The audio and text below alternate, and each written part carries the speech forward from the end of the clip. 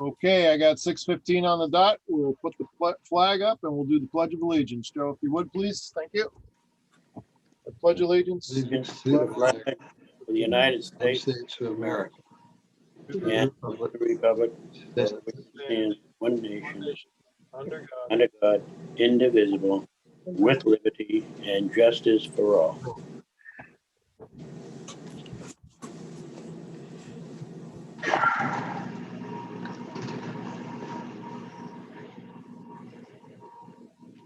All right. Well, welcome everybody to the Select Board meeting of Tuesday, February 2nd. Just a reminder, the public meeting procedures notice due to the COVID-19 coronavirus and in accordance with Governor Sununu's emergency order number 12 and pursuant to Executive Order 2020-04, the Henniker Board of Selectmen is authorized to meet electronically. The town of Henniker will be utilizing the Zoom platform of this electronic meeting. Please note there is no physical location to observe and listen to the meeting, which was authorized pursuant to the governor's emergency order as well as his executive order. All members of the select board have the ability to communicate during this meeting through the Zoom platform, and the public has access to listen to and if necessary, participate in this meeting by following the link below or dialing the number below and entering the ID number at the prompt.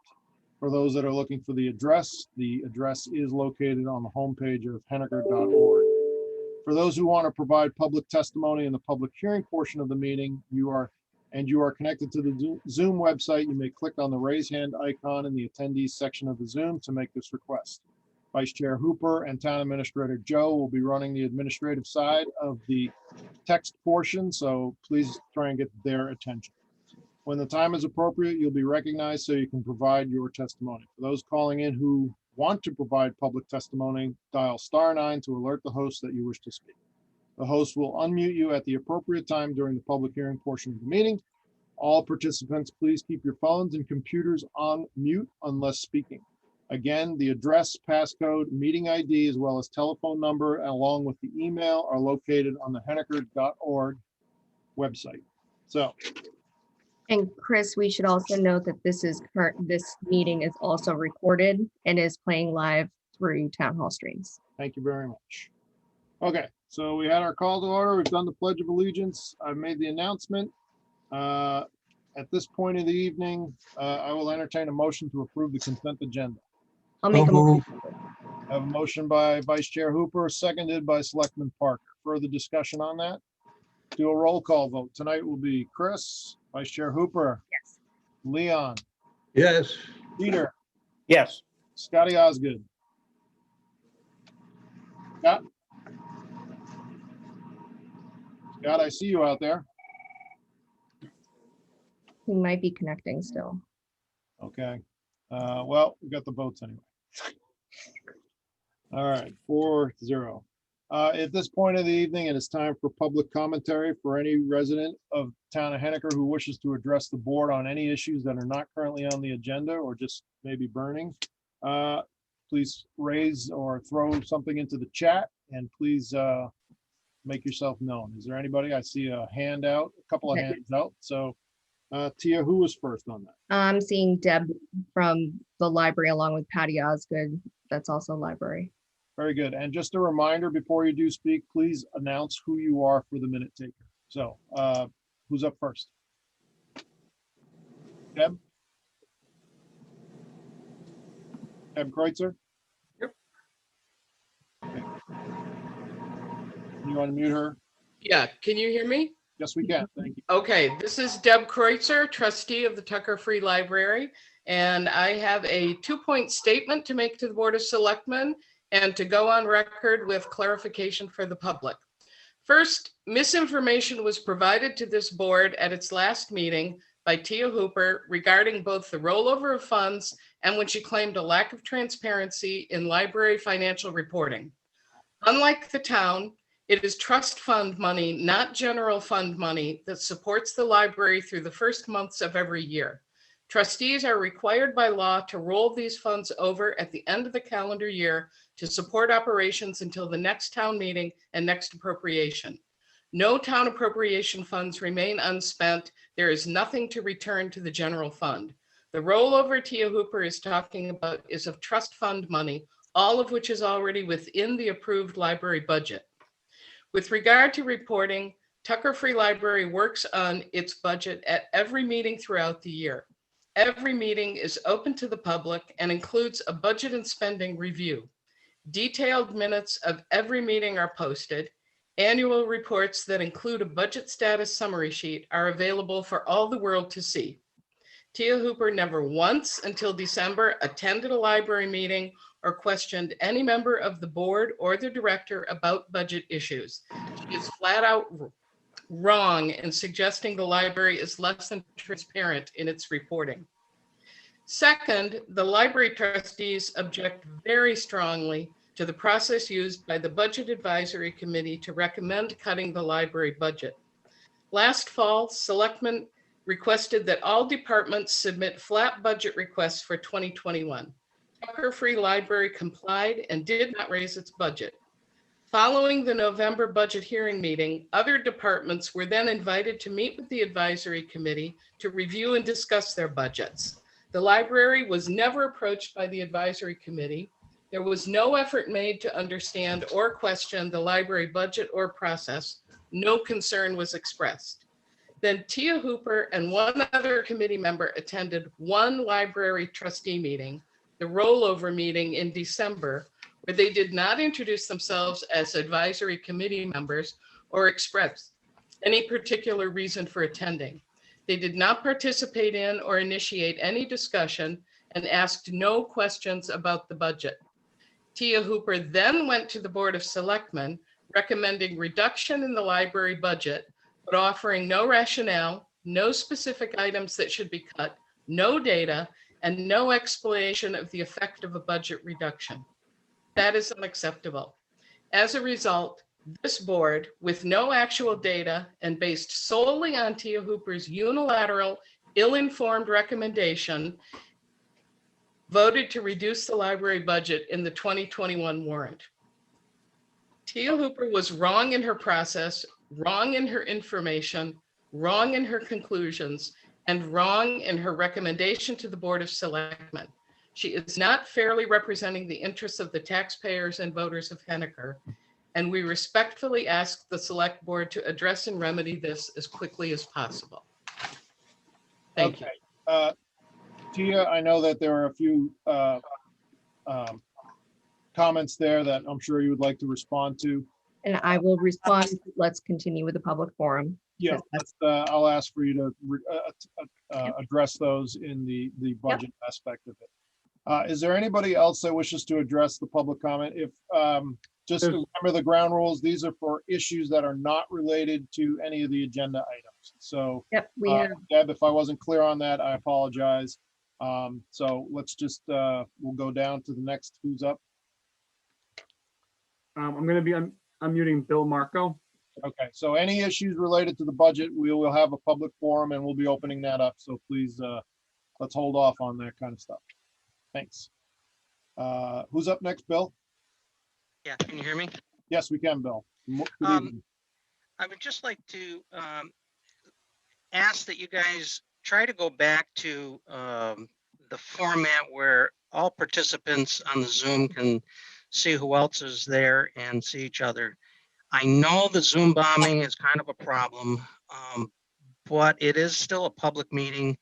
We should be able to be able to see who's there, and we're all adults, and when the Zoom bomb happens, we'll just deal with it and click off of it or something like that. But I think it's more important to be able to, just like we would in a in-person meeting, see who's there, see who's talking, and I'd like to get back to that format if we can find a way to do it. Thanks, Bill. I'm sure Joe will try and come up Yep. with something that will work for us. Appreciate the comments. I kind of tend to agree with you, Bill. So thank you. I have Heidi Coyne with her hand up, so I'm going to be unmuting her. Please make sure that it's not a budget related issue. Okay, go ahead, Heidi. You're on. Can you hear me? Yes, we can. Yes, I was at that library trustee meeting myself. Heidi, please, if it's a budget meeting, let's, Tia, Vice Chair Hooper is going to address some of the comments made for the budget. Well, Heidi can also talk since it's already been stated in the public forum, so she can respond. I'm not going to go into the budget, but I'm going to tell you the reason I was there. I wanted to hear more about their building project, which I hadn't realized had been or may have been withdrawn. And no, I didn't ask any questions about the unencumbered funds they were holding over, but there was not either any clarification given that they were trust funds. There was no statement to that effect. Okay, thank you. Is there anybody else? that I wish- have Patty Osgood as well. Okay, Patty, I plead with you. I ask of you, if it is budget related, if you could hold off to the public forum part, and I'm sure we will have a vigorous debate. And Patty should be able to unmute right now. Go ahead, Patty. It is not budget related. Okay, great, thank you. It is in regard to town meeting being held indoors in March. Okay, I think it's fundamentally wrong to disenfranchise people who want to participate in the town meeting, a long-standing tradition. And if one person does not feel safe being in a room to vote and have their say, I kind of think that goes against every single thing this country stands for. And I would like that to be reconsidered so it could be held at a time where it could at least be partially outside and more people would feel safe to participate. thank you very much for the comments. Does anybody, Joe or Cordell, wish to address that, or are you just taking it as advice right now? Yeah, I mean, I have no problem. Cordell wants to address it. I think, right now we're just kind of, the board at the last meeting voted to move forward with it on March 3rd and March 13th. So that's kind of where we're sitting right now. I don't, Cordell, you can unmute if you'd like. Oh. Good.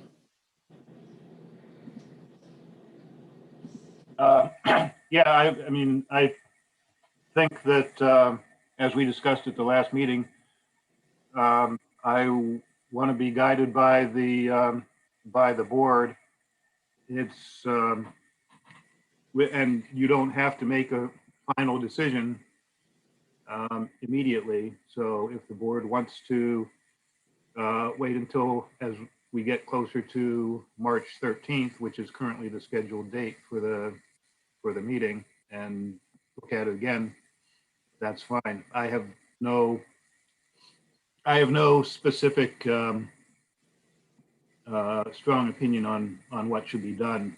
I'm not sure there's ever going to be a time when no one is uncomfortable coming to the meeting. All right, thank you very much, Cordell. Thank you, Patty, for the input. The board will take it under advisement. Is there anybody else for the public commentary not related to any sort of budget matters? Vice Chair Hooper, are you seeing anybody, or Joe? I am not.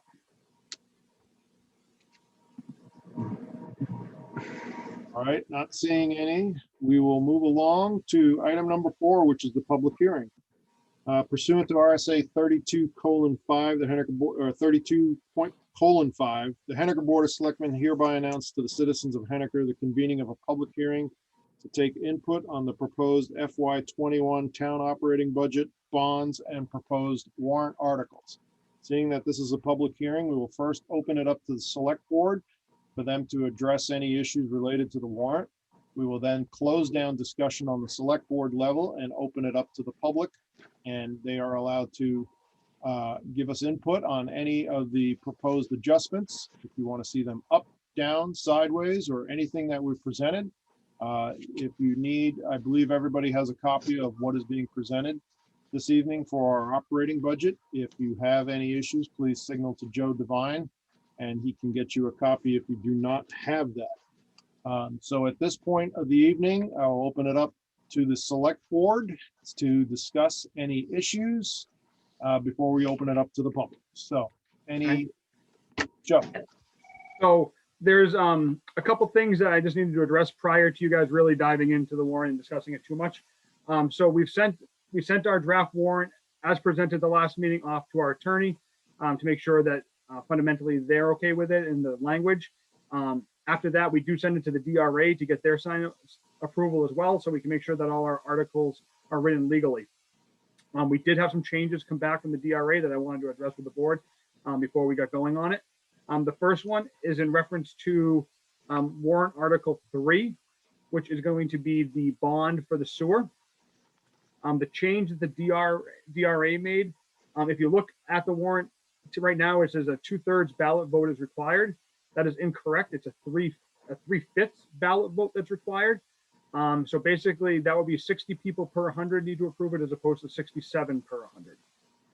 So that is one change that the DRA has come back and made. The second change that they made is in reference to the highway block grant. So we had in there originally written $100,000 after the last meeting. We kind of debated it, the board debated it back and forth.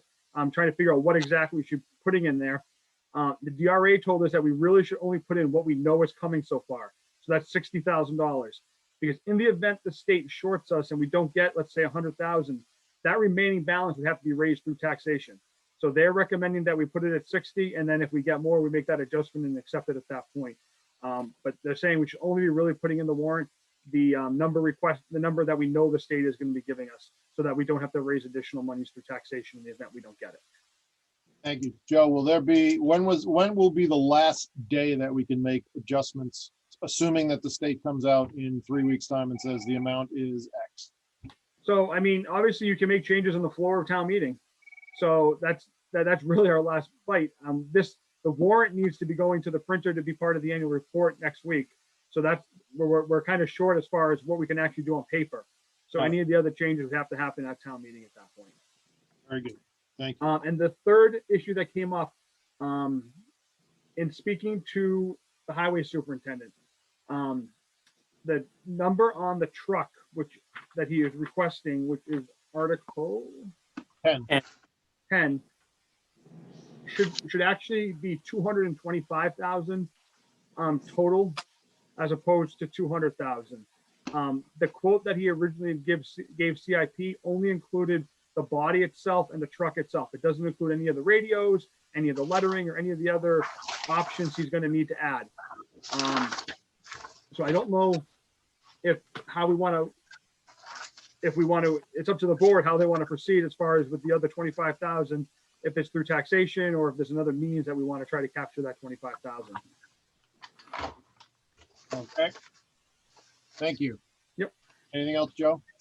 Those are the three changes to the warrant that I'm aware of right now. Okay. Is there any other issues on the select board level right now? Mr. Chairman, Yes, Mr. Flynn.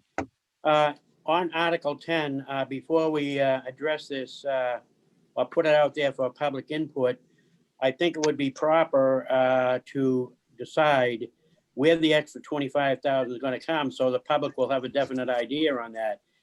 And myself, I'd rather see it just be added on to the fund balance. In other words, 175. Got out of the That was going to be my suggestion too. Okay. That should be decided right now, I think. All right. So do you want to put that in the, That is a motion, Mr. Chairman. has that been At the- seconded by Parker? That Second. the- oh, sorry. Further discussion on that? Can I just address that real quickly, Mr. Chairman? Go ahead, All right, Joe. just so that the board's aware, again, we're still encumbering money, but just so you have a rough idea, basically. Right now, we have about 798,000 in unspent appropriations. We're probably going to be encumbering about 425,000. So that's going to leave 373,000 minus the 150 you've already approved. You're looking at 223,000 left for the fund balance for the end of this year, just so you have a good idea of what you're looking at the numbers. Well, I'm going to keep my motion the same, Mr. Chairman, rather than add it on to a taxation. Got it. Joe, so what, if you add another 223, what does that leave the balance at? Let me see, I don't have that sheet right in front of me. We're after if the Eversource payment goes out the way it's supposed to, we're sitting with about 800,000 in there. So that's our building, that's our starting point, roughly. So if you put another 200,000 in there, if we take it, you're looking at $1 million rough numbers. And I know Russ is on the call. I don't know if he has more numbers on that. Why don't we get a fresh update from Russ while we're talking about it? Go ahead, Russ, if you can be unmuted. What Joe said was right on the money. We have a little over 800,000 after the Eversource thing, and assuming that we leave 200 and unexpended, there is likely to be more added once I complete my reconciliation of the revenues for the year. But at this point, that is what's available from unspent appropriations. Okay, so to be clear, you'll have, if we transfer 175,000 to the truck, by the time all the numbers settle out, we'll be back up to 1 million. That's exactly right. Yes. Okay. That's a little on the light side, but we've flirted with that before. Just for sake of historical context. Okay, so we have Peter's motion and been seconded by Selectman Parker. Shall we do a roll call vote? Any other discussion on this issue? All right, Chris Blumbeck, yes. Vice Chair Hooper, Yes. Leon Parker, Yes. Mr. Flynn, Yes. Mr. Osgood. Yes. Motion carries 5-0. All right, thank you. Joe, anything else? Any other adjustments for the warrant? Those are like I said, those are the 3 changes on the warrant we have right now, so. Chris, do we want to go down through and clean up some of the, I guess, confusing votes from the last time we met Okay, such and as, make any additional cuts that we need to? okay, Hold up, point of order, Mr. Chairman. yes, sir. What we have presented here is what the public could have gotten, I guess, online or whatever. I think the process is that we read them as presented, and then after the public hearing, the changes can be made and the selectmen can do whatever we want to do. Okay, That's what the public hearing is really for, not to delve into all the little particulars that we want to change again. I think we should be waiting till after the public reviews it and comments. okay, you good with that, Tia? Yep, I'm good with that. Thank you. Further discussion at the select board level. Tia, did you want to address anything from earlier? No, we can address it when we go back through. That's right. Okay. Not hearing any other issues from the select board level, I'm going to open it up to the public if you guys are good with that. All right, we're closed down the select board level, and at this point in the evening, we will open it up for the public hearing component. So if there's any audience members, just so everybody knows, there are approximately 30 people observing the online Zoom platform here. Please raise your hand or state any issues that you wish to address on any of the budget that is presented this evening. If you want to see the budget go up, down, sideways, now is your chance to talk. So please signal to either Vice Chair Hooper or Town Administrator Joe Devine to get in the queue to speak. So do we have anybody that wishes to address the I board? do. I have one hand up right now for Patty Osgood, so I'll be promoting her to talk. Very good. Thank you. Patty, go ahead. Good evening.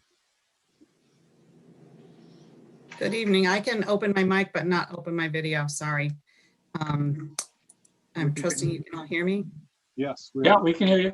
We have a Okay. very nice picture of you. Oh, this is Yeah. my school pictures. You should be able to open your video as well, Patty, now. Well, the picture might be better, but There you go. Yeah, she is. the, I'm obviously here to talk about the library budget, and I just want to go back to what we were asked to do by the town, and we complied, was I think all departments were asked to present a flat budget, which we did. But we didn't do that without any cost to us. Our big cost last year that we incurred directly related to COVID, it wasn't covered with anything, was about $10,000 in additional cleaning that we have to do because that's what you have to do. And it's not something that we were going to skimp on. So we did that and came up with that and took that out from other places we could save. Obviously, we were not open the number of hours that we would have normally been, so there was some saving there. And some other savings were the LED lighting project that we did a while ago. Our energy costs are down, and also because the building wasn't open for a bit, the energy cost savings are down. So what we did was come in with a pretty flat budget. The only time it bumped up by, I think, like $2,100 was when after we got word that town employees were going to get merit raises, because we hadn't put that in for our employees, and some other suggestions that the town was looking at, like buyback on health insurance, like trying to be comparable with the other departments. So we did what we always do, and the town asked, we came in with a flat budget. We also did what we always do and encumber funds for the next year. And while part of what Selectman Hooper said at the prior select board meeting was, she sat on a meeting and heard that we had X number of dollars that we were going to encumber was correct. But what she didn't add was the reasoning for encumbering that was not knowing what was going to happen to anyone's budget this year. If we had that money to utilize in this coming year, we could do what we had hoped to do, which was go back to somewhat regular hours when we could open the library. When the library, before COVID, the library was open 45 hours a week. Then right now we're open 27 hours a week, pretty much eliminating evening and weekend hours. Our hope was after town meeting and our budget was approved that we could be open for 42 hours. The other part of the reasoning is we have no skinny in our budget. And I would ask anyone to look at our budget anytime. There's nothing extra. We don't pad the budget. We never have. And I would stand here with any of the trustees and know for a fact that has not happened. But if we run into another disaster, whether it's a mutant strain of COVID that strikes while the library's open and we don't realize it till it's open and we have to do some massive cleaning or anything else, we can't do it. So while the $14,000 cut will save me 31 cents a month on my tax bill, I don't think the liability of having to close or not open it to the public like we'd like to be taken away is worth my 31 cents a month. And I would further ask, because I'm sure she has reasons, if Tia Hooper and the advisory committee could please tell us where that $14,000 is going to come from. And Lynn, if you'd like to share the screen, which we do at every meeting we meet, anyone can look at our budget. I'm going to have Lynn share our screen, look at our budget, and tell us where that's coming from. Mr. Chairman, just a point of order, if I could ask Patty or any other future speaker to keep the personalities out of the argument, not argument, but your statements, and let's talk numbers. Thank you. We are talking numbers, but there were some misstatements made at your last meeting that I can only That's not associate with tonight, one Patty. person. I'm talking about tonight. Okay, All right. Thank you, Patty. you bet. Joe, if you could let Lynn share our budget screen. I don't have it on my system. Lynn has it. Joe, can you do that, please? You should be able to.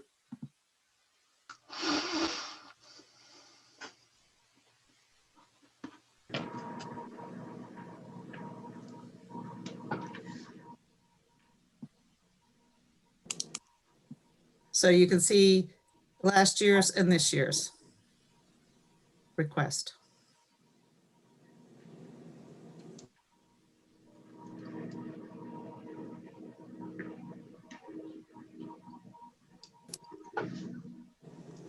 Could you, from my perspective, could you explain what was returned to the general fund and maybe distill down a little bit what Deb Kreutzer was referring to about $14,000 being returned?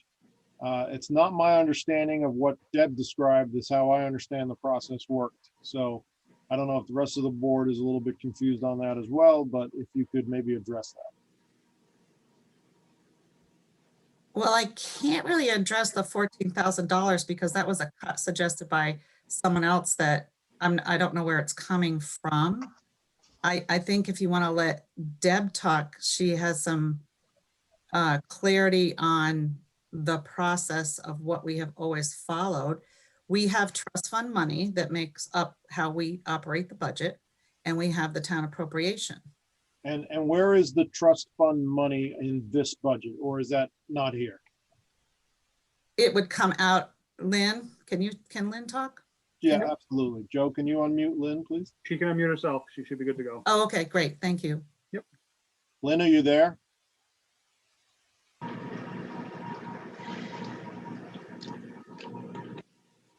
Lynn, I'm here. Okay. Thanks. So, Go ahead, Lynn, thanks. so if you look at this spreadsheet, the library budget is actually $261,000. 30,000 comes from trust fund money. That leaves our appropriation request at 231,654.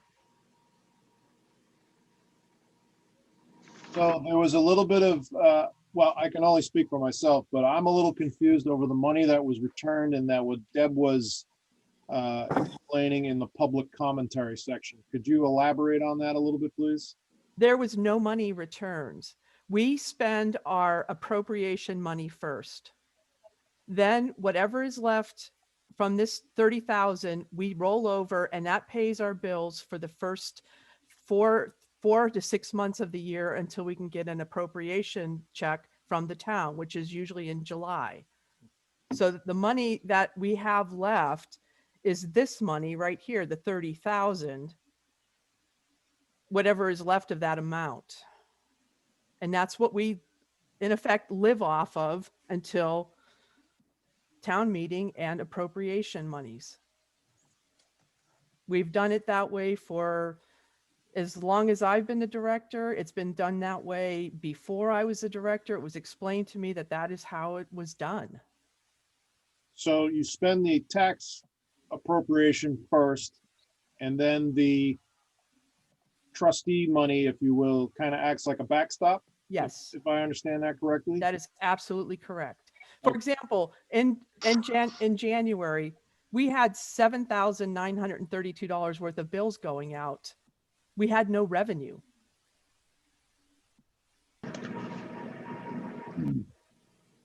Okay.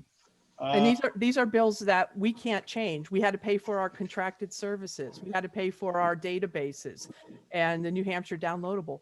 Those are things we can't change. Okay. And they're due January 1st. Uh-huh.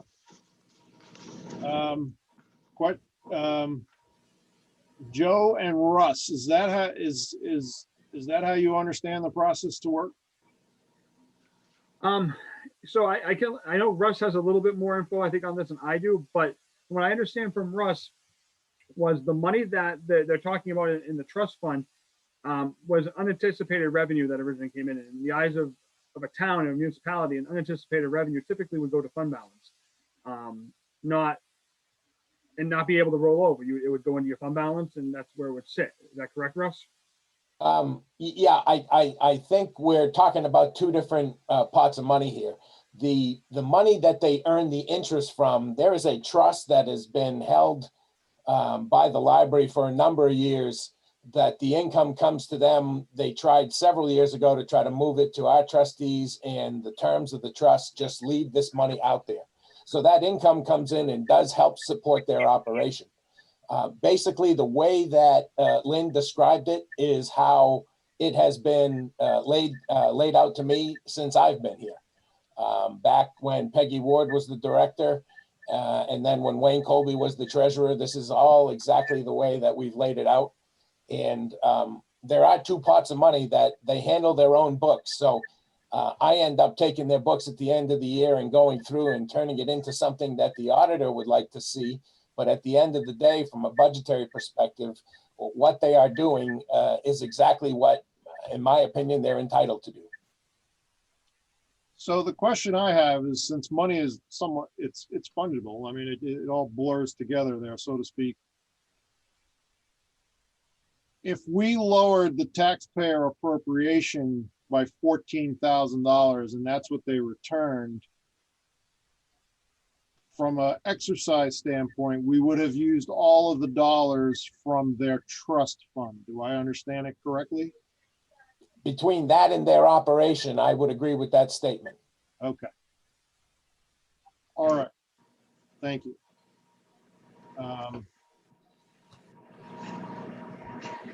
Joe, do you want to just give a little brief statutorial explanation to the general public out there about how the library is funded, just so everybody has a strong understanding of how two streams of expenses and two streams of revenue are handled?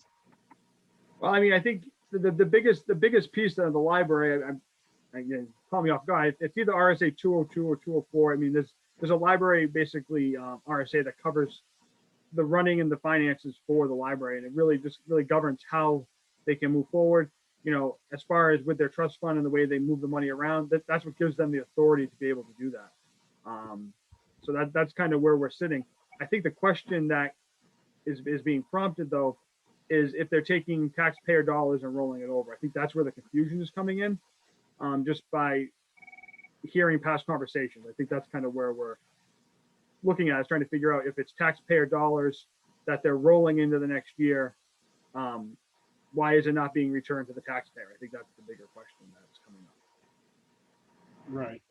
So I was unaware that you have to spend the taxpayer dollars first, and the backstop is the trust fund.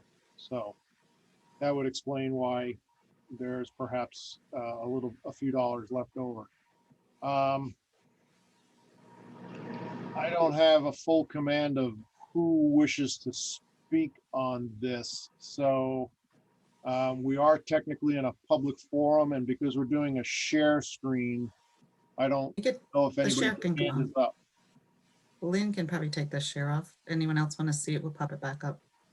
Heidi Oakwood has her hand up. Okay. Yeah, let's take this off, but Lynn, stay at the ready in case we need to reference that back. So I apologize. This format's a little clunky. Well, any video format is a little clunky. So Heidi Alcoin, you are up first. Can somebody? At any public hearing, can you hear me? Yes.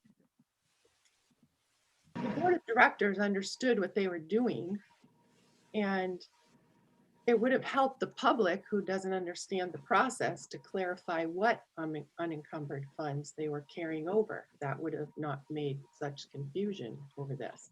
We're all working on budgets, having long discussions about encumbered and unencumbered funds and what's really left. And when someone says they're holding it over, your ears kind of perk up, like, you can't hold over that money. It would have helped to say we're holding over trust fund money. And I guess my second question would be, how much of that $30,000 of trust fund is being rolled over?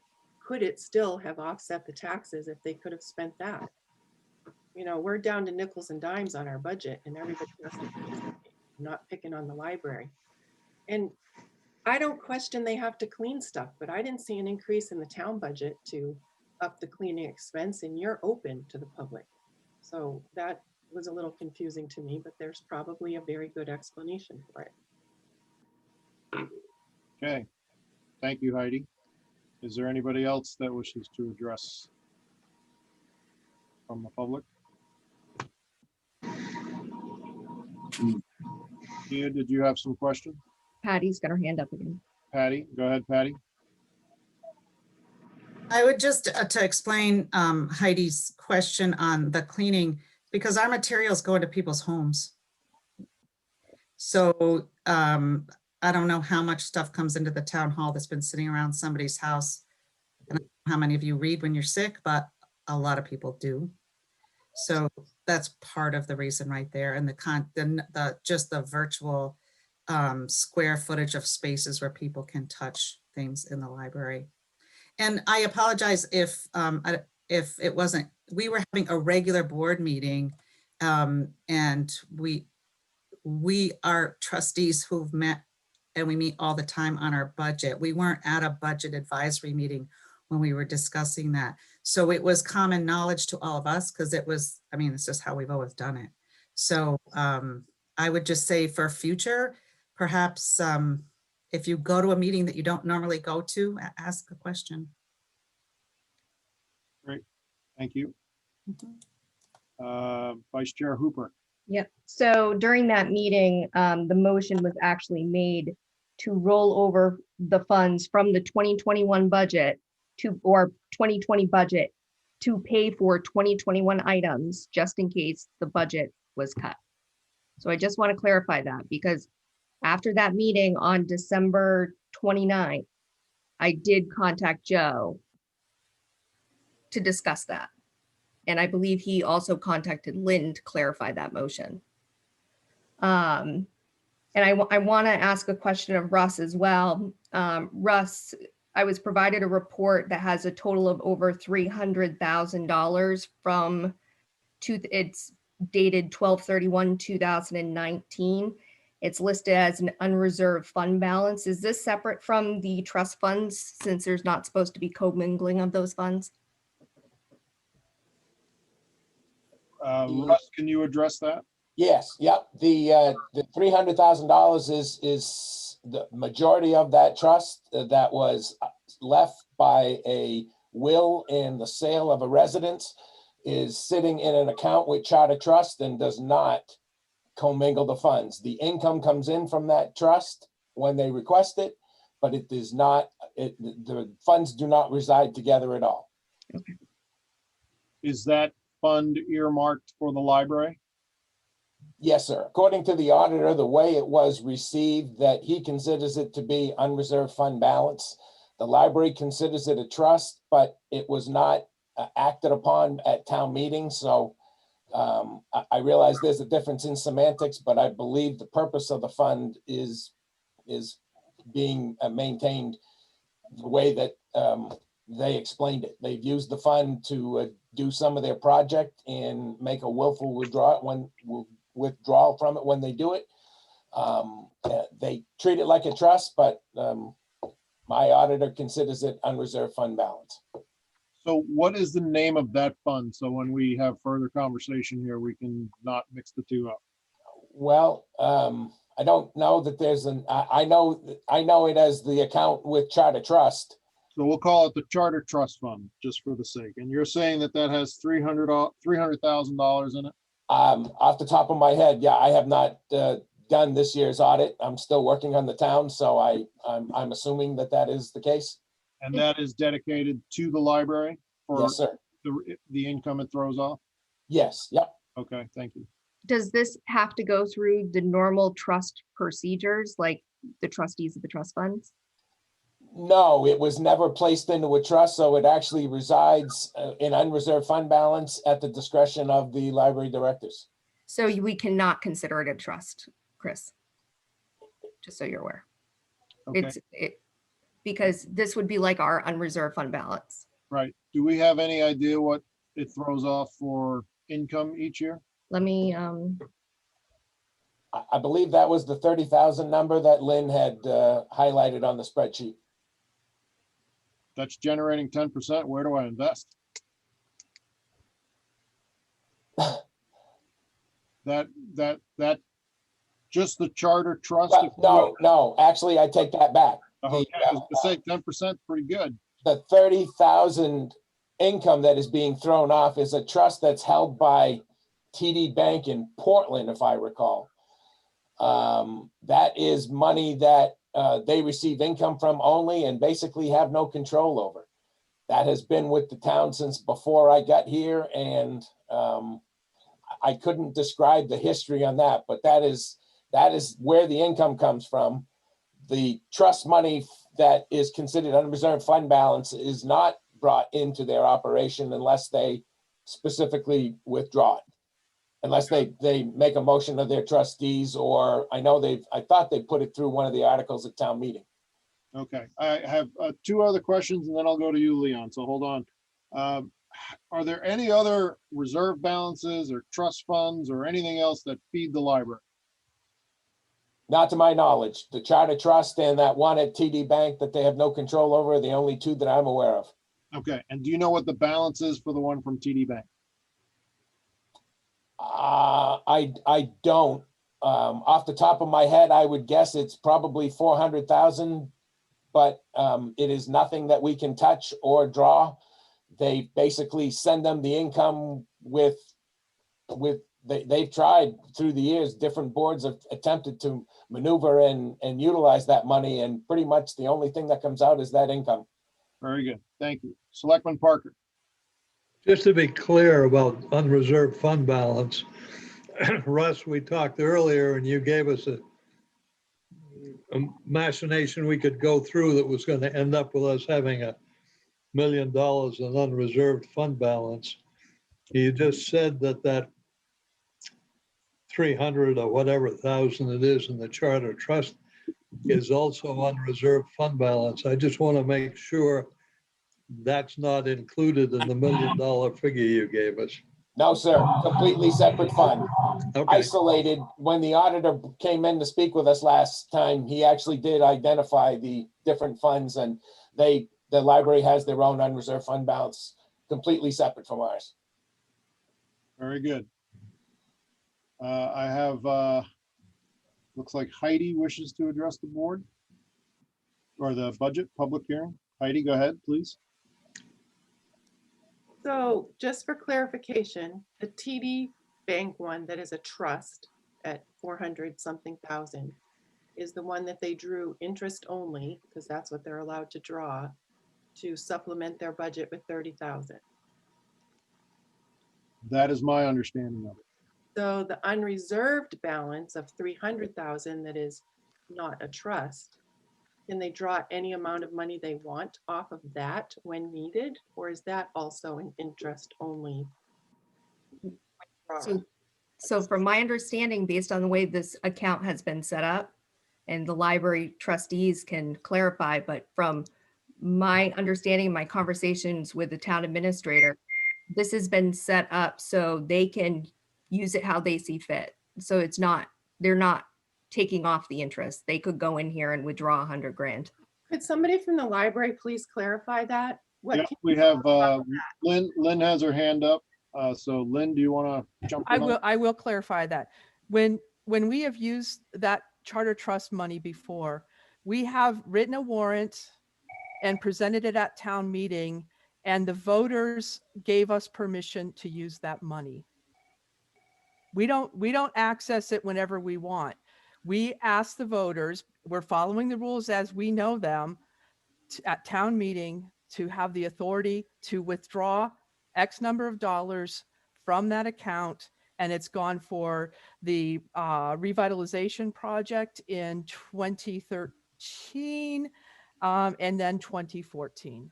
But again, if you look at the town warrants, those articles are on there and they were affirmed by the legislative body of the town of Henniker. Thank you, Lynn. Is it safe to assume that if we're trying to get the complete financial picture of library operations, that you have approximately $700,000 in principal that is throwing off, give or take, $30,000 in income each year? Are there any other funds, or is that the limit? That would be it.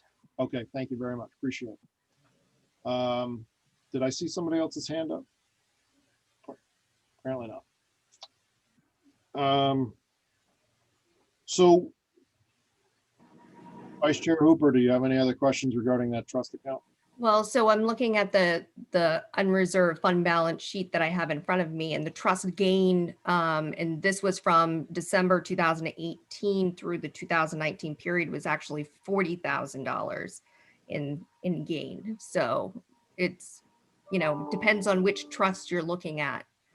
So I guess we're going to have to see what it produced this past year, which I do not have the information for. Okay. I have Angelica with her hand up. Please unmute yourself, or unmute Angelica.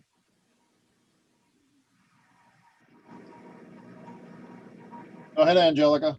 Hi. Yeah. So some of those funds too, correct me if I'm wrong, Lynn, some of those funds are actually earmarked for certain projects. Like they have donor intent behind them. So you cannot use them willy-nilly, which is what I think people are trying to drive at today. Like we cannot use them just for unrestricted general operating. Many of them have earmarks such as technology or book acquisition. So it's not as if we can just use those funds for operating. And Lynn will correct me if I'm wrong on that. Lynn, go ahead, please.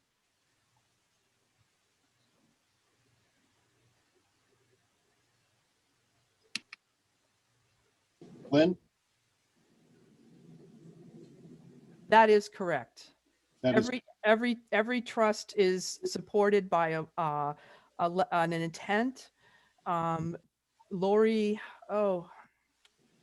Grobe was it? He summarized them all, put them in a spreadsheet, and that has been the Bible that has been used since 2000, I would say. It was all summarized shortly before I got there.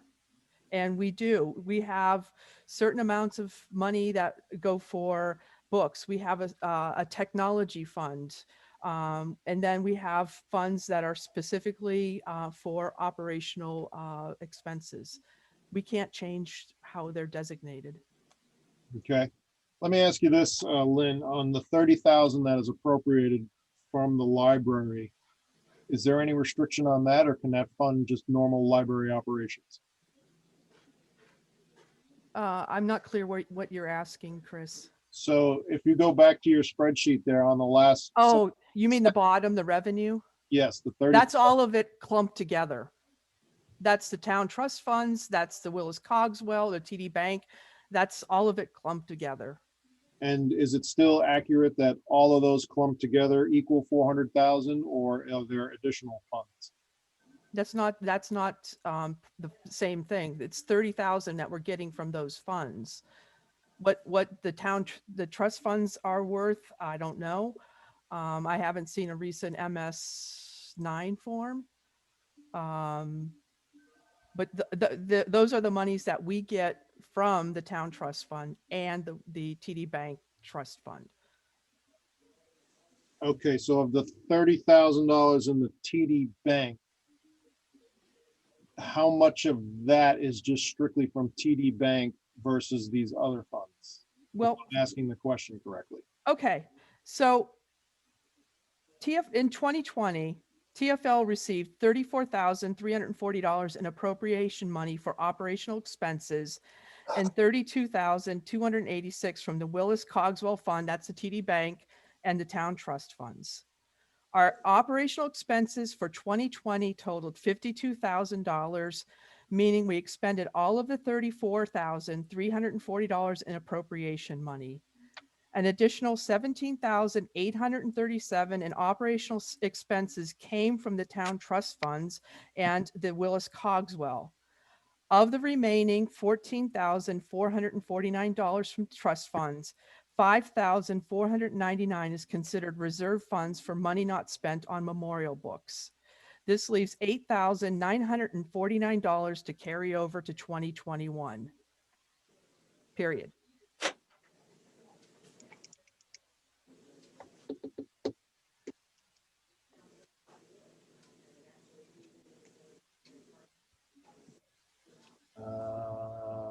Anybody else want to ask a question? I'm digesting.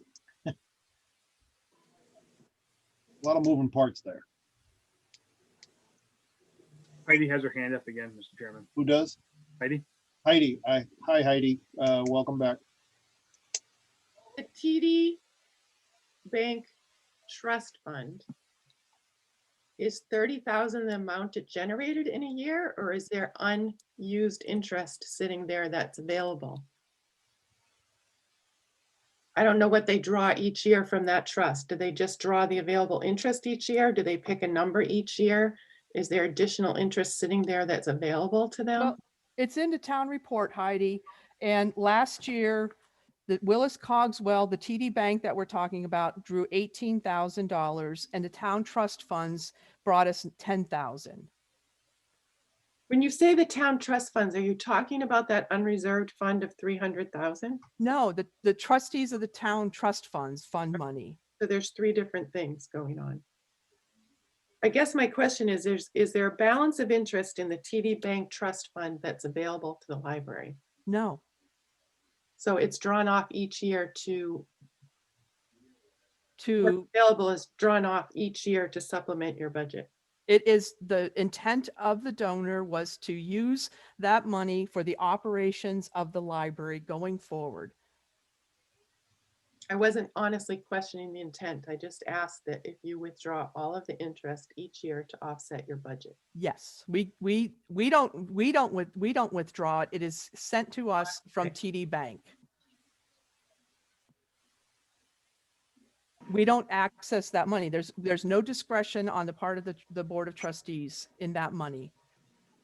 Once it comes to the library, it is applied to the operational budget expenses. So again, for clarity, there's a $300 unreserved fund balance that can only be used for special projects, and it's generally put on the warrant to get permission to use it. That And is correct. Then there's town trust funds. Is that the Cogswell trust funds? And then third, there's a TD Bank trust that interest is drawn off of. No, there's the TD Bank, which is the Willis Cogswell Fund, and then you have the town trust funds. So to Heidi's point, do those combined equal the 30,000 or is that in addition to the 30,000? Those are combined to equal the 30,000. Okay, And some years were right on, some years were less, and some years were a little high. But in consultation with people at Town Hall, I think it was Russ, we put the 30,000 in. And that's the number we've been using. so when we say the $30,000, that's a combination of the Cogswell and the town trust equaling 30,000. Yes. Thank you. Do we know how much is left unencumbered that's the actual rollover number? It was 8,000.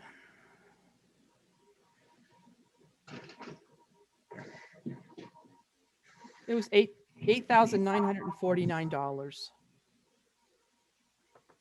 And Lynn, with that 8,000, since it's designated, I believe you said for, it could be for book purchases or whatever. Since there are book purchases listed in the operational budget, couldn't you use those funds to purchase those books that you were planning on purchasing listed in the operational? I've honestly already spent that 8,000, just paying bills in January.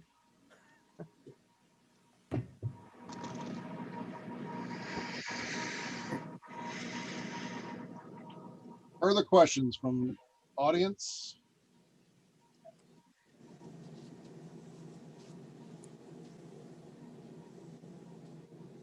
Okay. We're specifically kind of talking about the library right now, but if people want to move on from the library and talk about any other aspect of the budget, they are more than welcome to. I see a hand going up with Mr. Marco. Bill, good evening. Unmute Bill, please. Yep, he's all set. Bill, go ahead. Okay, how's that? Yep, you're good. Okay, good. Well, if we're taking these things in order, the next one is the road maintenance expendable trust fund, if you want to talk about that. That would be the $60,000 line item that has a place marker number. Is that what you're referring to? No, the warrant number, warrant for the road maintenance expendable trust. Yeah, it's number 6. It's number 6 on your on the town warrant list. 600,000. Okay, gotcha. Go ahead. Okay. Go ahead, Bill. All right. The CIP committee recommended that be at 750, like it was in the past 2 years. And you guys reduced it to 600,000, but what I think you didn't take into account, there's national policies being set at the the executive level to shut down permitting on national lands for fracking and drilling and pipelines and such like that. Whether or not you agree with that policy, the reality is it is going to drive the cost of everything petroleum related. We have this year the ability to get a lot of road work done before those rates slam us. And I urge you to reconsider that. Let's throw this money in there and do these roads like we have been the past couple of years with overwhelming support from the townspeople.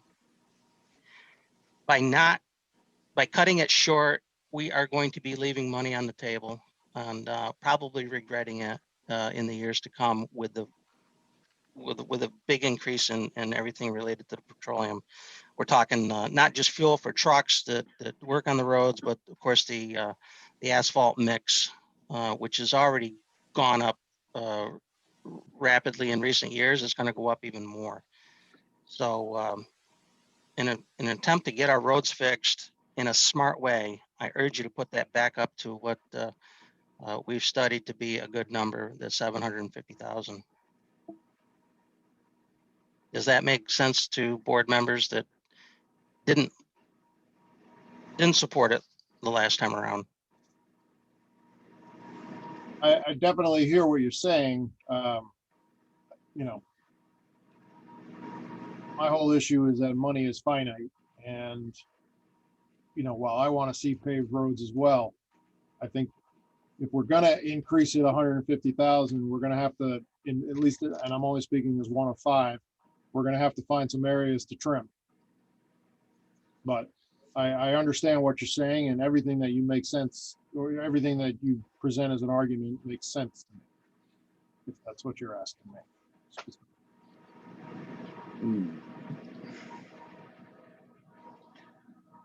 Leon. Just coming at the same issue from a different perspective. We've been working on a plan that, you know, during the town meeting for 2 years in a row, other selectmen tried to cut that number and the townspeople resoundingly put us back where we wanted to be. Where we've advertised, we've described the process that we're going through, and we have a list of streets that we're going to work on, assuming that we get the 750. If you take a look at those, the one that is most at risk with a $150,000 reduction is Depot Hill. We put that off last year because the Cogswell Springs Waterworks was threatening to dig it up after we've fixed it, so we didn't. But you're probably going to have some unhappy people on Depot Street if we end up having to cut that project this year. The fact of the matter is, I can't speak for the committee because I'm just one on it. We will be having a committee meeting in another week or so and decide how to deal with that reduction. I'm sure Leo Aucoin will have a variety of suggestions, but you know, I'm obviously not happy with the cut. And I obviously hope that something will happen at the town meeting to get the townspeople's reaction to it.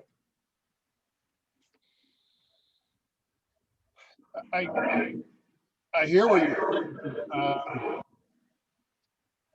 you know, a compelling argument could be made to every single line item on this budget that they need more resources. And I drive the roads. I see the condition that the roads are in. I know that the police department needs more money. I know that the fire department needs more money. You know, it goes on and on and on. I said, so you know, this is kind of why we get paid the big bucks, to prioritize the dollars, if you will. And we present our best effort on a budget, and you know, those yellow cards at town meeting can tell us to go pound sand if they so like. You know, I'm staring at, even with the cuts that we made, which, trust me, they're painful. I want to see more tar going down. I want to see more asphalt going down. I want to see the police department fully funded. I want to see a lot of things here in town. But we're talking, we had a 21% tax increase last year. We're looking at a 17% tax increase this year. And this is even before the schools are even chiming in on what they're asking for. And, you know, obviously they're still going through their process of what they're going to need for funding. And it's just, like I said, a compelling argument could be made for every single line item on the budget. And there's no bad ideas out there. There really isn't. There, you know, at our there really aren't. I mean, at our level, I mean, yeah, occasionally we get a wackadoodle one that comes before us, but every single line item, I could argue, we need to do more. We need to do more. But the tax base is finite. We don't have the economic development that we need in town. We're trying. We passed some great legislation last year to give some incentives to get companies to relocate here. We've got a great planning board that's, you know, really going above and beyond, trying to create that economic stimulus that the town needs in the commercial rate. And I am strictly arguing from those on a fixed income that cannot afford these tax increases. And like I said, a compelling argument could be presented for every single line item here. And Bill, everything you said makes total 100% sense. But again, money is finite. Bill has his hand up again. I'm Go gonna ahead. mute him. Go ahead. Okay, the difference with this is that you're actually wasting money by not using it this year. The difference in national policy just hit us here in the last 2 weeks. So if you had the thoughts along the line, you know, before that, here's a good place to cut, that kind of changed in the last couple weeks. We are going to be seeing, it's going to cost us a lot more. Now, somebody told you you could buy something today at this rate or spend a whole lot more next year at something else, and you knew you had to buy it. What would you do? Smart fiscal policy says, all right, I'll take the deal now. I know it. I know it's going to be more expensive tomorrow or next year. That is the big difference here with this expenditure. And on it, the regular argument for this is that this helps the townspeople every single day. These people that drive these roads, this is going to save them money, like we've talked about before, because they're not going to be, you know, buying tires that get chewed up by potholes, fixing their struts and suspension systems. The school buses that drive over these roads are getting beat up, and the town trucks are getting beat up by them. So fixing roads leads to you know, a lower cost overall. We all know that. And in this time frame right now, with the way the national policy is going, this is just a no-brainer to me. I completely, Bill, I'd love to have a virtual beer with you off record because I totally agree with you, but I am more concerned with the overall fiscal policy of the nation right now, where we're racking up $2 and $3 trillion deficits. So that is going to spike inflation like we read about on across the board, that this is going to just be even more painful. And I, you know, it's the way the federal government is spending money right now just scares the living hell out of me. I agree with you on that. And but you know, all politics is local. We need to spend our money here wisely, and I think this is a tremendous bang for the tax dollar buck. Questions?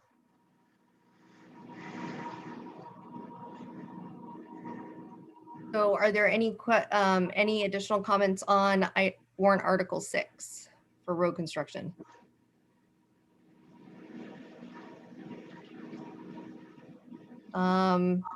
Chris, do you want to go right down through to see if there's any questions one by one? I mean, I'm open to any and all suggestions if we should go down through the warrant or if we just have free flow and people can bring up any subject. What's the board's pleasure? Do we want to do the operating budget and then the warrants, or Peter, go ahead. Well, I think the process should be, as it has been in the past and in most other towns, go right down each article, ask the question from the audience if there's any questions. And then I assume everybody has a copy of it. If not, you could read it. I can. And then when we get to the end, you know, we could, the selectmen could weigh in on what they feel about it. I do want to bring up one thing, and I'm hoping that it's a matter of just forgetting here, but this public hearing is not just the operating budget. By law, we have to have a public hearing on the bond article. And I really think the bond article is quite important to take up as soon as possible get that out of the way so we can go on record as having a public hearing on a bond article. So when we do borrow money, they will want to see the minutes and the fact that we did have that public hearing discussing it. I've been through this. That's why I know that it's very important to have that hearing. But we did have a public hearing on the bond article. It was separate. Am I correct, Joe? We did have one, yes. We had So it that's January not- 19th. Okay, so that was with the time limit and everything was all, okay, I'm sorry. Because you had it here in the warrant, and then on the bottom, when you had it on the agenda, it said bond articles too. So I didn't know if you were. I lumped them all together just in case, again, because changes can still occur to that as well, so. Okay, all right. Okay, So I would say go down the list on each warrant. So I'm gonna share my screen so everybody can see the articles that we're talking about. okay. If it pleases the board, I think we should probably do the warrant articles first and then return to the operating budget. And we'll take it. Does that work with everybody? Okay. Okay, Not hearing any debate on that. So first one up is, do we want to do library? Start with number 5? Well, we've kind of already discussed that, but if there's any additional comment, Okay, we've already covered number 6. very good. So So, moving on to 7, the revaluation capital reserve fund. okay. 7 is to see if the town will vote to raise and appropriate the sum of $20,000 to be added to the revaluation capital reserve fund established under the provisions of RSA 35:1 for the purpose of property reevaluation. Is there anybody who wishes to address this warrant? And when we are in share screen mode, I am severely restricted on who I can see. I'm not I seeing can still anything. see, I can see it, so. Okay. if we- So if they go Joe up, we're good. or Tia, just chime in if somebody wants to speak. Seeing anybody? Nope. Oh, I have a raised hand just popped up on my screen. Believe this is Lori. I'm not 100% sure. Hold on a sec. Should be all set. Okay, go ahead, Gene.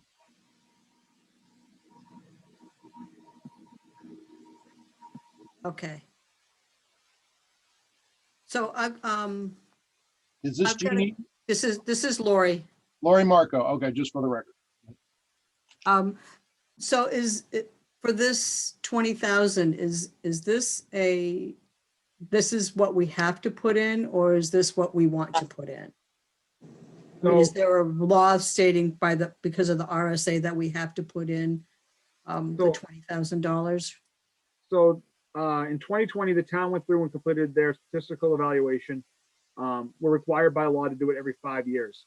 Our past 2 revals have both been statistical, so we need to do a full measure for our next one. The last quote that we got for a full measure was 98,000. So I believe the 20,000 is coming up because we're assuming it might be right around 100,000 to complete the full reval in 5 years. So that's why we're looking at the 20,000. Okay, Simply put, we divided the 100,000 by 5. Yep. 20 grand a year. okay. Because I was just trying to figure out how we could maybe take a little bit from everybody to help with the road situation. I know everybody wants their money to go into their capital reserve fund, but I'm just putting out there, maybe we could take, like I said, a couple thousand from everybody to a little bit from, little bites would help. Okay. The thought. Is there anybody else that wishes to address the revaluation fund? I'm not seeing any. Okay.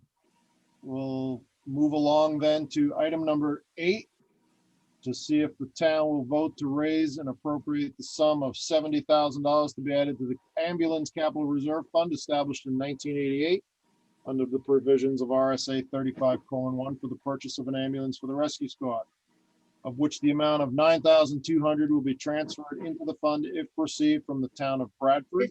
I If the think money is not received from Bradford, only $60,800 will be deposited. I think this is worded incorrectly, because if we get the 60,000 from Bradford, right? Plus the not, and then the town's portion of the 9, that equals the 70. So why would we be putting 60,000 in regardless if we don't get the money from Bradford?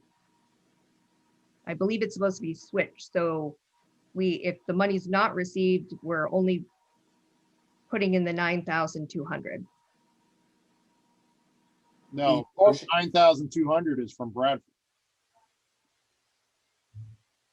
No. That was my we- understanding too. Don't we get 60,000 from Bradford? No, No,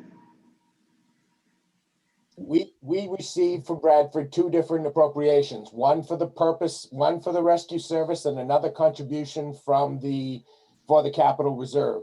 The capital reserve is a function of math based on our formula that we charge Bradford with. So the 9,200 is appropriate, and it was confirmed with the rescue chief who actually calculates the Bradford bill.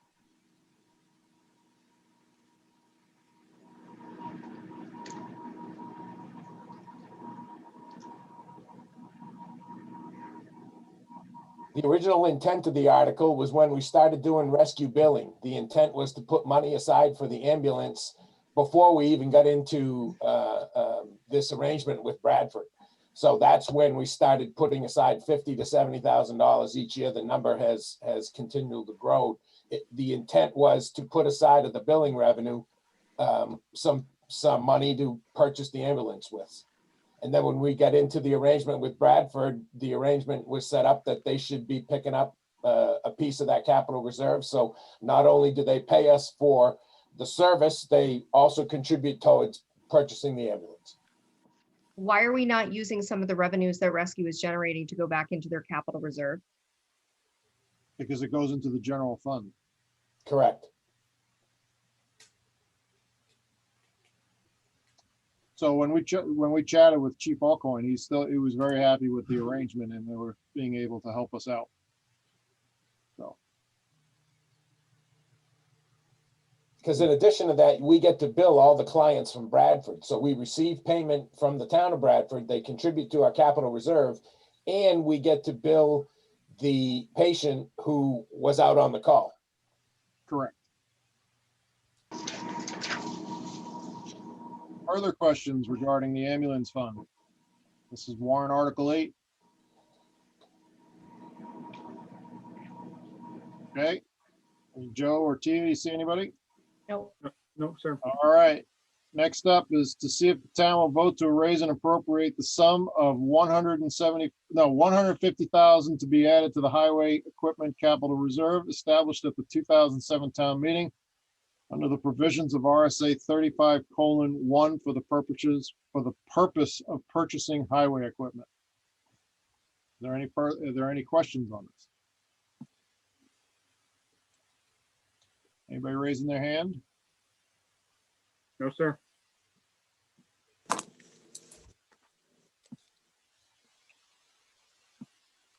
Okay, not seeing any conversation, we'll move to item number 10.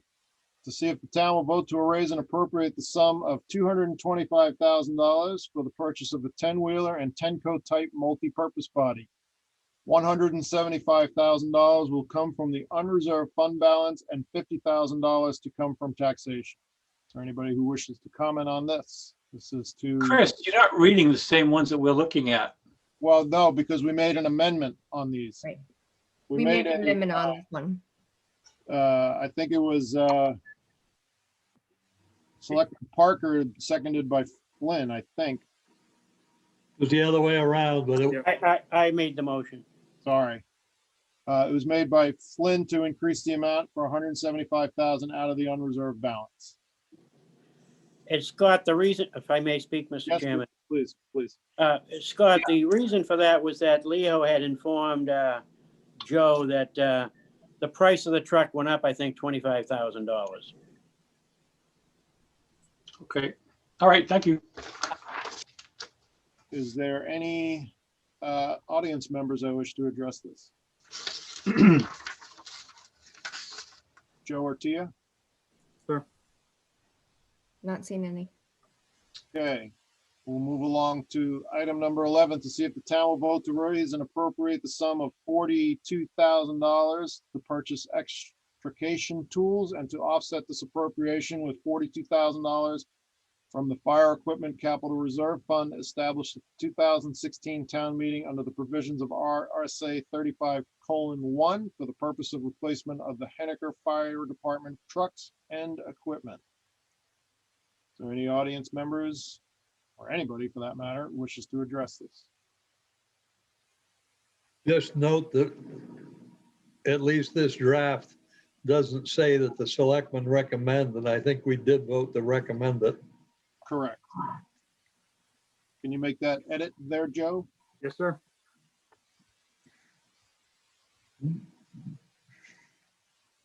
Not seeing anything? Anybody? Joe, Tia? Nope, not seeing any. To see if the town, we're moving along to warrant 12, to see if the town will vote to raise and appropriate $100,000 for road to raise and appropriate $60,000 to offset this appropriation by an anticipated New Hampshire highway block grant. This special warrant article will be non-lapsing appropriation per RSA 32:7, Roman numeral 6, and will not lapse until December 31st, 2016. No amount to come from general taxation. Scott, this amount is a little bit different than we were told at the beginning of the meeting, so we changed it to 60,000. If we have further guidance from the state on what this amount will be at town meeting, we can always make an amendment on the floor. So was this changed by Russ and Joe? Because This was, yes, DRA reached out to us and we sent them the draft copy of the warrant. And they said that we should change it because in the event we don't get the anticipated revenue we're expecting from the state. Yeah. We know we're guaranteed 60 right now. It's the third and fourth quarter that we don't know. If we put $100,000 in there, let's just say hypothetically, we only get 10,000 the next 2 quarters. We would at that point have to raise that extra 20,000 through taxation. So do we have any inclination of what the state is leaning towards at this moment? I know this is just a placeholder. Is there any ramifications of dropping it and then they come back higher? we had Russ, I know Russ reached out to the DRA and asked him that question today. In the event it comes back higher. Russ, did you get a response to that? What will happen, this is unusual, talking with the auditor today, because in the past, we've had no issues at all. Pretty much as long as we had this article cut, then whatever we got, we were able to deal with. For some reason this year, I don't know if the rules changed or if it is up to the auditor, but she said that despite our statement, no amount to come from general taxation, that if it was higher, then we would have to actually raise it through taxes. So we lowered it to the 60 with the idea that if it was higher, that we'd be able to take it in and we could allow an overexpending of the line to agree with the amount of the revenue, which is what we have done at least for the past 30 years. To clarify, Russ, they gave us 172 last year, or was it 187? We did lose, and that's the odd part. We lost like $3,000 or $4,000. It was like 172. And they wrote us a letter that said, hey, we're just going to disallow that $4,000, and we were good. But we have no idea on that second half. We got the first quarter payment in just last week. So that's how we were confirmed that we're looking at 30 for this one and then 30 again sometime in, believe April. Well, and we knew this was coming. The state has been very clear. There is a shortfall in this area, and they also have road construction projects that they're also trying to fund as well. But Room and Meals is down for COVID, and this is not just gonna pop back up when everybody goes back to work or resumes somewhat of a normal, I guess, life outside of COVID. And But we also reduced the Rooms and Meals by, we dropped that down to 100,000 where we got 212 or 215 last year. So we are anticipating a pretty good sting. Yep. Okay. So this is really a mechanical warrant that, depending on what the state gives us. Okay. Let's move to town on buildings. see if the town will vote to raise and appropriate the sum of $20,000 to be added to the town-owned building expendable trust fund established at the 2019 town meeting. under the provisions of RSA 31:19-A for the purposes of town-owned building maintenance projects. Yeah, and this Selectmen do recommend on this. yeah, and this article is actually really needed, especially at the $20,000 level. Last week, I believe it was last week, Joe finally got back the inspection report on the furnace, which the inspection has failed from the Department of Labor. So the furnace definitely needs to be replaced. And there's other maintenance issues that have been delayed because we did not have funding. So the $20,000 should stay at that level. Any audience members wish to comment on this?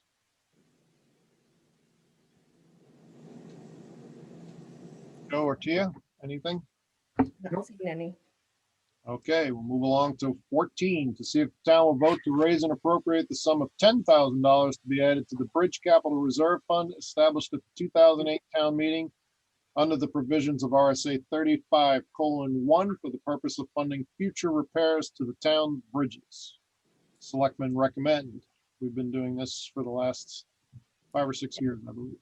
Yeah, this warrant article started right after the Western Ave bond for that repair, and to make sure that we don't get stuck with a $1 million plus bridge fix. We do have coming up that will need to be addressed at some point is the bridge deck on Patterson Hill Bridge. So the $10,000 is needed for that fund. Very good. Thank you. Any audience member participation? Not seeing anything. Not seeing it. Very good. We will move along to 15, to see if the town will vote to raise and appropriate the sum of $50,000 to be added to the police building maintenance fund established at the 1999 town meeting. This is an expendable trust fund established under the provisions of RSA 31:19-A for the purposes of repairing and maintaining the police department building. Yeah, this fund was established, or it was originally brought back to life because of the need for a new police department building. It was originally recommended at $100,000. At the last meeting, it was cut to $50,000. And you do have a hand up. Okay, Mr. Marco. Please unmute Mr. Bill. Yeah, you should be good. There we go. I think I unmuted. Yep, you're good, Bill. Go Okay. ahead. Yeah, this is another one where this is classic, I think, short-sightedness. Years ago when you stopped funding capital reserves, it led to kind of the reason we're in the situation we are today. And that police station is in a deplorable state. We know we need to do something with it. Shorting this one is only going to hurt us down the road. If we maintain this kind of contribution, we probably won't even be able to buy the land to put it on. It's going to be a large expenditure when we do get there to build actually construct the building. And every bit we can put away now, we can lower the whatever we're going to have to do, raise a bond or whatever at that time. So I think this is, again, money well spent to bump that back up to the 100,000 that was originally at. Thank you, Bill. Further conversation on this? Yes, Mr. Flynn? yes. I notice it says repairing and maintaining, and I hear over the last few years about maybe a little contribution towards building a new building. I'm confused on this because it was always repairing and maintaining. So Present building. Hang on, let Peter finish. I know where he's going. Let Okay. Peter finish. Yeah, go ahead. And I think we've had a dispute over how the wording, what it really meant when it was formed. Yeah, so when the original town meeting, when we started putting funds towards the police department, we argued and argued this was for a new police facility. However, I don't know what happened, but when we got to town meeting, it was worded for put into the police building maintenance fund, which had already been established in 1999. It's not for it's technically not for maintenance. This is for the construction of a new facility. However, the wording never got changed, and we were told that we were unable to change the wording on the floor. Well, I'd like to just explain something that when I first saw this many years ago, it was around 99, 2000. We had an annual amount of money, a small amount, and maybe I might have to call on Russ. It was like 2,500, 5,000, just for the small repairs as we went along. And then all of a sudden, the larger amounts came in, and that's when we had the, I guess, I don't want to call it disputes, but misunderstanding of what it was really for. So I maintain that it was for repair, and I never remember it being set up for a brand new building contribution. Well, I think it's separate, but we had meeting after meeting on this. I even have the minutes where I said it was for a new police department building, and whoever at the time drafted the warrant article put it in for a police building maintenance fund. So, well, that's right, and it's not a police building construction fund, in my opinion. It was But- utilized when we did the rehab of the police department. All of the money that we voted that year went into this fund, and then the complete rehab, when we added the second side, was done through this fund. Yeah, I remember that, yeah. So it has established what has been allowed in it just by what has happened with this fund, in my opinion. So let me ask you this, for the purposes of DRA, I know that they're sticklers on it. Should we change the wording on this so that it allows us to use this funds to build a new police station? we need to. I've been arguing it how many town meetings now? Is that- I would say not change the wording, my opinion now, Tia and Chris. I wouldn't change the wording of this. I would create a new warrant article. So here's the problem. For how many years? I think we're going on 3 or 4 years now, Yeah. right? We've put money into this fund. And it was for the purpose of a new police department building. You Okay. can discontinue this fund and put this money into it. You discontinue it, put it in the fund balance and pull it out in the year with the idea that it goes into the new fund, if that's needed.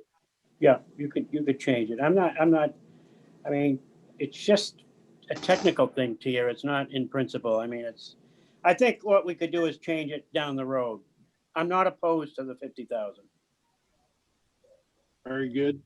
Joe, maybe you want to put that on the honey-do list to change this maybe for next year so that it allows us to access the funds to build a new police station. We were told when the first year, because Bruce Tripolini was standing on the floor and he and I were saying it was for a new police department, he even questioned the wording of the article. And I believe Russ is the one who responded saying, this fund allows us to build. And we asked for that to be changed. Oh, wow. And it has been that way, but because we utilized it for that fund and had no trouble doing it, but I don't have any problem in the world with doing it. It's certainly possible.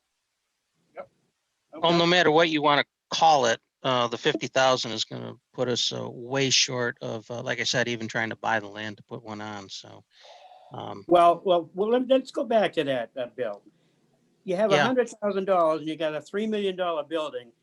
Is that a big deal? Why can't we get the whole building mostly through the bond? Okay, we'll have 2,000 or 3,000, 100,000, but I mean, the bond is what's going to really fund a new police station. Right, but we need to purchase the land, Peter. yeah, you gotta purchase land ahead of time. I We don't have think, to do some you're not gonna stuff. bond that, and you wanna have Yeah. enough in there to do that. And, when you do the bond, the less bond money you seek, the better off you're gonna be. Okay. You've got those limits on bonds anyways, right? I And can't speak to that directly, but. Which takes me to the subject, and this is not the forum for it, but Joe, Mr. Chairman, I'd like to discuss the future of a new police station building as a board coming down the road, okay, maybe after town meeting.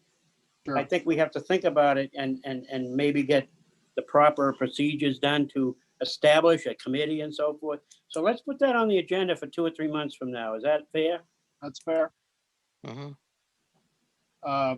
So Bill's, I do have one question though. I know that a number of years ago, 7, 8, maybe 9, maybe even 10, who knows, could be a 30.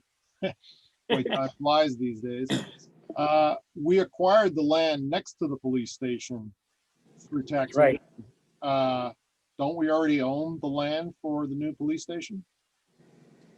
We do, and we bought that separate from the abutter. And I mean, it's not a heck of a lot of land. We bought it mostly for parking or a small expansion, not for a new station. You And I would cannot, let me finish. sorry, Peter. Not for a new, I don't think had in mind a brand new station on that, unless we tore the other one down. But I think it was mostly to have a little expansion room and mostly for parking. Because we, meaning the police department, was parking on the land and it wasn't ours to park on. That was the whole gist of that story. Got it. And the other issue of that spot, it is in a area that has seen flooding. It is also Yeah. not in the best location for police cruisers to be coming out. Like they're Agreed. coming through downtown. They need to get to 202 and 9. A new location needs to be looked at. I agree. Scott? Yeah, I agree too. I'm glad Tia brought it up. It's in the floodplain. That's the last place you'd want to put a building like that. Yep. Very good. Further questions about this? Okay, moving along to 16, to see if the town will vote to raise and appropriate the sum of 125,000 to be added. This got changed, didn't it? No, 5,000. This did not get changed. it did not get changed. Didn't we? You're on 16. Correct. This did not get changed. Yeah, we stuck with the 125. Got it. To be added to the Town Technology Expendable Trust Fund established at the 2020 town meeting under the provisions of RSA 31:19A for the purpose of hardware, software upgrades to the town systems. Selectmen recommend. Yeah, so this one was the #1 priority for CIP. Our technology, especially on the financial end, is very much lacking and out of date as we're using Lotus Notes and other software packages that can no longer be supported and haven't been supported for quite some time. Also, the security of our system is also in jeopardy by using some of these packages. Nothing is configured the same, which also limits us on some of our abilities. It also limits our abilities on reporting. So Board of Selectmen should be able to get reports in a timely manner, same with department heads. And things should be going towards a paperless option instead of the boxes and boxes of paper that we're utilizing. There is potential cost savings here once our technology is upgraded. Peter. Peterson. Yeah, Mr. Chairman and Tia, that number 125, is that just pulled out of a hat, or do you have research done on estimates and so forth? Yeah, proposals that have come forth? Yeah, so Joe's actually gone out and sought, what do I want to call it, quotes from different vendors.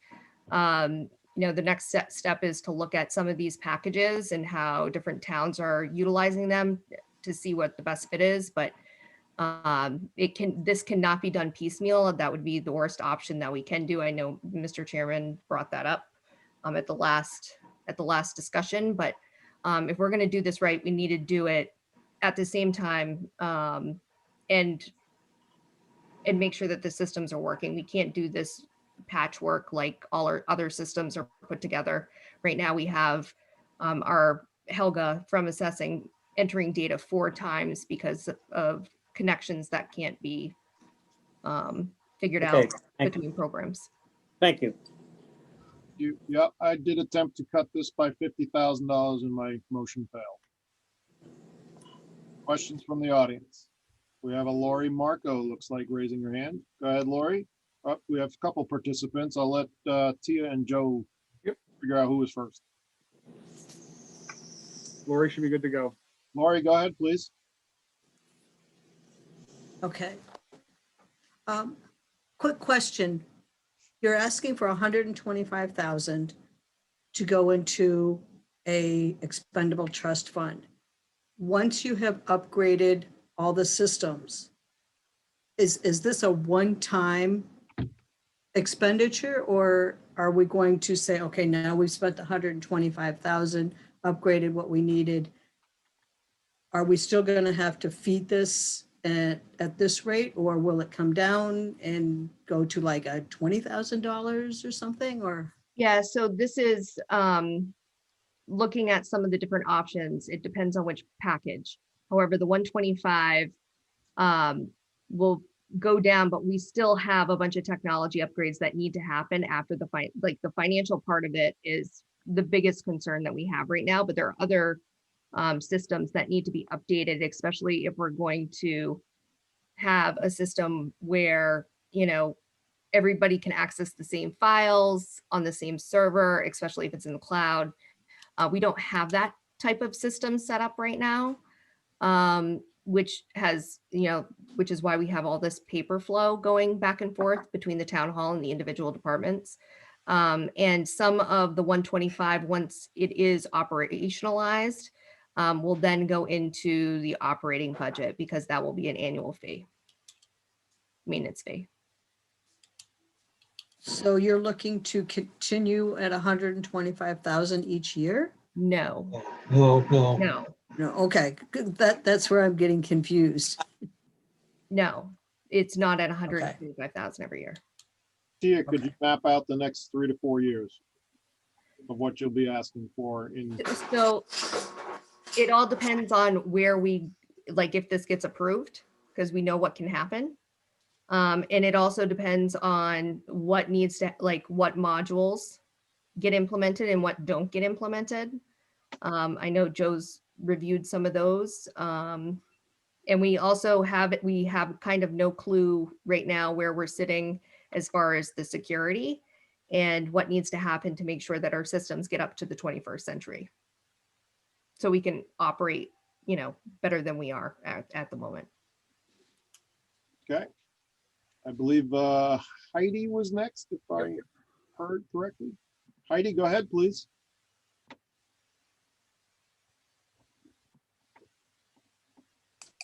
I look at this more than looking at it as an expense, as an investment. When you hear things like you have an administrator entering into 4 systems, that's a redundancy of manpower. And then I question what errors are between those 4 systems that could be even a loss of tax revenue. And then additionally, I think it's going to add things like the people being able to pay water, sewer, tax bills online with a credit card.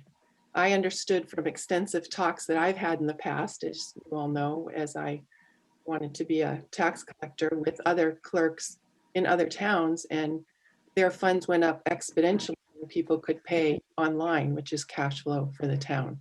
And when Tia says we can't buy it piecemeal, that doesn't mean, because I listened to some of the things Joe had, that we're going to buy every single module, because every single module doesn't fit us. But I think this is like the infrastructure for the town hall that's lacking.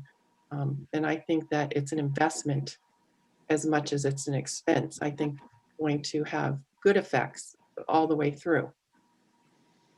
Right, and it will also streamline the accounts payable and account receivable process. There won't be paper invoices going back and forth for, hopefully for department head approvals. Everything can be done electronically through scan systems, reduce the paper and the time that it's taking to get those invoices paid. And not that we don't want people in the town hall, but even the flow of traffic in the town hall and even the service to our community. I mean, there's times our town hall doesn't always have user-friendly hours for people that work or work out of town, and people will be able to access so many things online, from a building permit to a dog license to a car renewal and be able to pay for it with not just their checking account, but their credit card. I just think it has many positive benefits. Thank you. Is there anybody else that wishes to Yeah, talk? we have Kirk has his hand up. Kirk, what's Kirk? Is this Kirk? Last I don't have a last name, so we're gonna have to wait and see. Okay, go ahead, Kirk. Please state your name for the record, first and last name.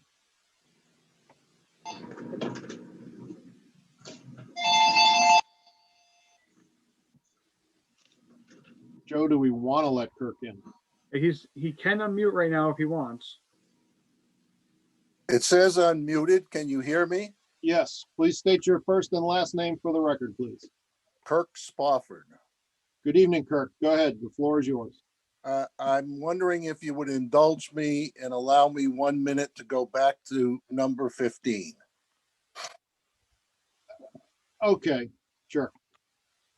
I'm reading this and listening to the conversation. Unfortunately, I'm not technologically skilled enough to have gotten in a proper time frame. But I'm somewhat confused and concerned about 15, and it has nothing to do with supporting it or not supporting it. It says clearly that it's a police building maintenance fund. It says that twice in a short warrant article. But I'm given to understand, listening to this meeting, that it's actually to build a new police department building. Correct. And I see major problems coming when we are asked to agree to put money into a fund specifically says it's for police building maintenance, repairing and maintaining the police department building. And in point of fact, it's not. I think that's going to be a major problem at some point in time when it becomes to fruition that something has to happen. Because I can see people saying, whoa, whoa, whoa. We were never told that, and that's not what the warrant article says. Year after year after year. And I think it's important that this be clarified. I thought the idea of rewriting the warrant or putting it in different language made a lot of sense. So I really do believe we're asking the citizens to contribute money to something that is not intended to be used for. That's all I have to say. I really think time should be spent to figure out how to clarify it. Again, not opposed to it, not in favor of it, nothing to do with that. I think it's problematic. And thank you for taking my comments. Thank you, Kirk. Appreciate the comments. Okay. We'll return back now to 16, the town of technology. Is there anybody else that wishes to speak about this? Joe or Tia, anybody? Not seeing sir. any. Okay, we'll move on to 17 to see if the town will vote to raise and appropriate the sum of $5,000 to be added to the police department equipment expendable trust fund established at the 2020 town meeting under the provisions of RSA 31:19A for the purposes of replacing police equipment. Is there Yeah, any comments on this? This was recommended by CIP to be funded at $10,000 at the last meeting. It was decreased by to 5. This fund is to fund and replace equipment such as and I always get it wrong, the MBTs or whatever they're called, the computer systems within the cruisers, and then also the weapons that we had originally received through a donation. Those weapons will have to be replaced at some point, and that is a large expense. We Anybody? do have a hand up. Okay, please, who is it? Me, Heidi. Heidi, go ahead, please, you're on.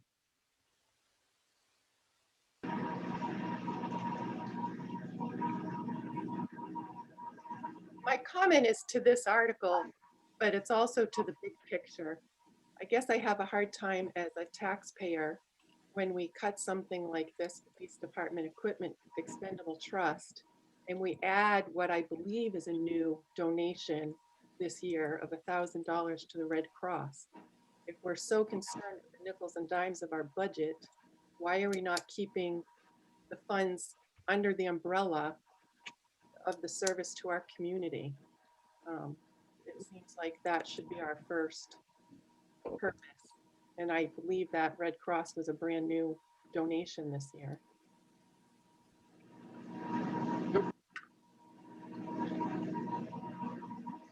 Further questions about the police department equipment expendable trust fund?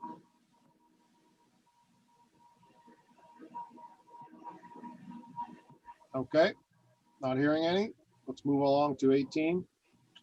To see if the town will vote to raise and appropriate the sum of $100,000 to be added to the Fire Equipment Capital Reserve Fund established at the 2016 town meeting under the provisions of RSA 35:1 for the purposes of replacement of the Henniker Fire Department trucks and equipment. Selectmen recommend. Any conversation about this?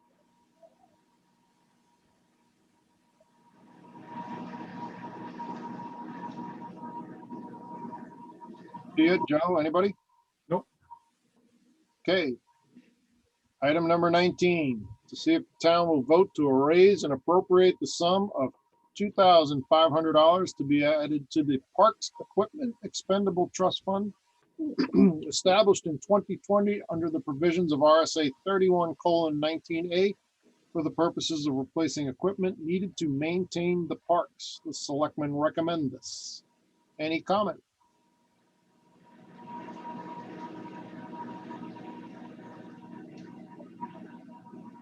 Nothing. Not seeing any. Okay. We'll move along to number 20 then, to see if the town will vote to raise and appropriate the sum of $631,395 for the operating expenses for the wastewater treatment plant, with $7,537 to offset this appropriation by anticipated water pollution grant and the remainder to be raised by sewer assessments. No amount to come from general taxation. The sewer commissioners and the selectmen recommend. Any comment about the wastewater treatment plant budget?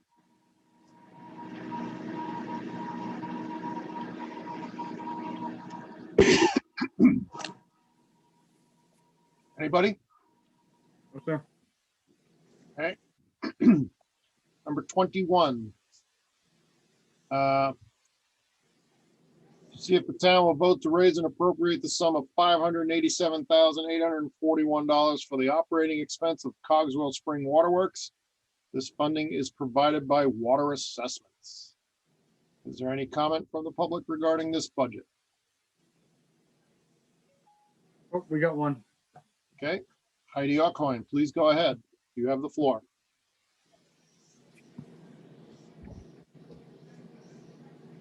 Sorry, it takes a minute to find the unmute button. I know that the town does the billing for the water department and handles their payroll. Do they participate in any way in that administrative expense to the town? Yeah. They do. Yes, they They do. get billed for that? Yeah. And Russ, I, can you answer that, please?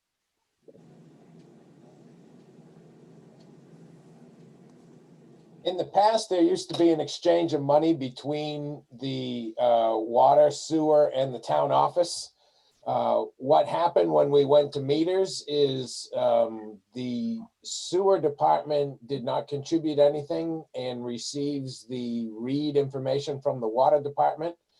So it was decided by the board to not have Cogswell Spring contribute to it. But in theory, also allow the wastewater treatment plant that should be contributing to it. But in the past few years, we have not booked that transaction. But it all changed when we came about to the meters.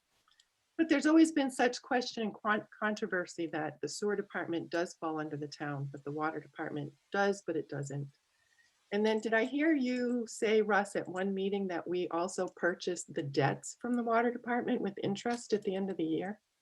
The water and sewer funds, for purposes of placing liens, both are purchased in March at lien time. The town purchases those liens and allows us to execute a tax lien on the property, which gives us a secured interest on the amount of money that is owed.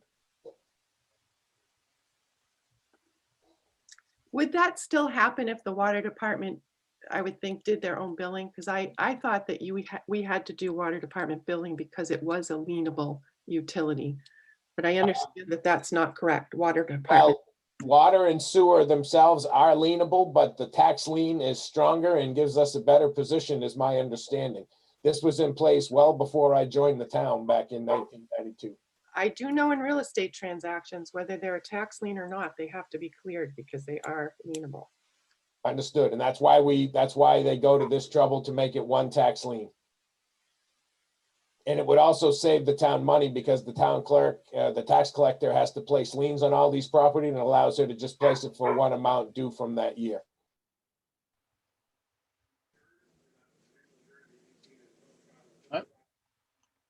Further questions on Cogswell Springs? Anybody else have their hand up?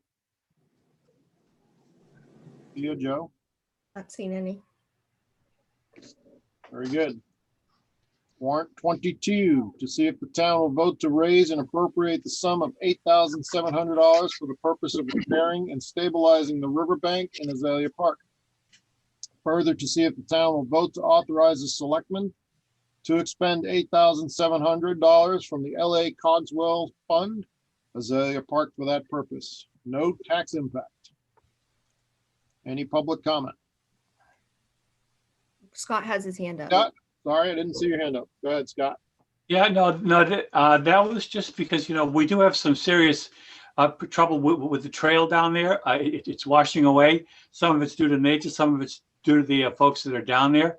And we went to the trustees and found the funding, and they agreed to provide the funding for us to be able to use that funding to just reestablish the wall of the riverbank and stop all the erosion that's going on. As you can see, there's no tax impact on it, but it's only a start for us. But that's a very important item we need to take care of before it gets worse. Thank you, Scott. Further questions from the audience? I have a Susan Adams is raising her hands. Go ahead, Susan.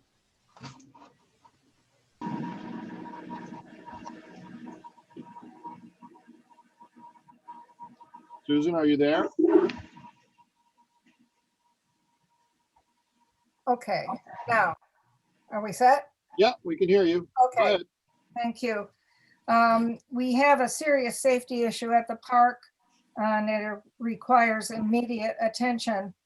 And we voted in January earlier unanimously to pursue the immediate repair of the riverbank and the replacement of the fencing as a safety issue.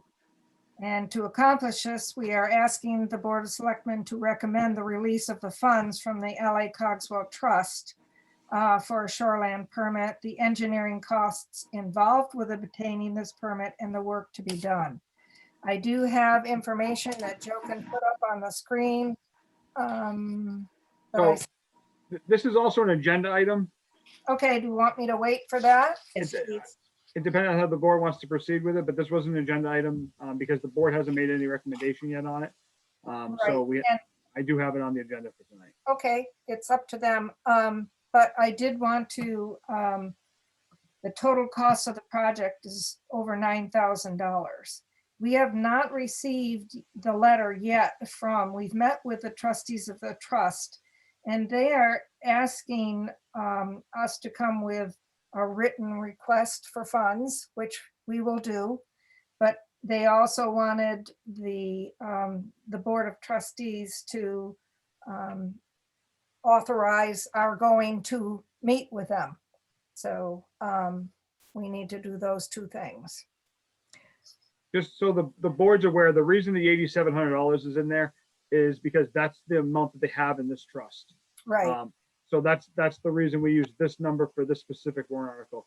As Susan did state, the cost of the project is going to be higher, but they're going to be using other trust fund money, I believe, which the board has the ability to expend as opposed to having to go through a warrant article. Wait a minute, I don't understand that. Well, so let's get through the public hearing on the warrant articles first, and then we can close down the public hearing, move on with the agenda, and then circle back to this and have additional. But don't you have to include this in the warrant article with a recommendation?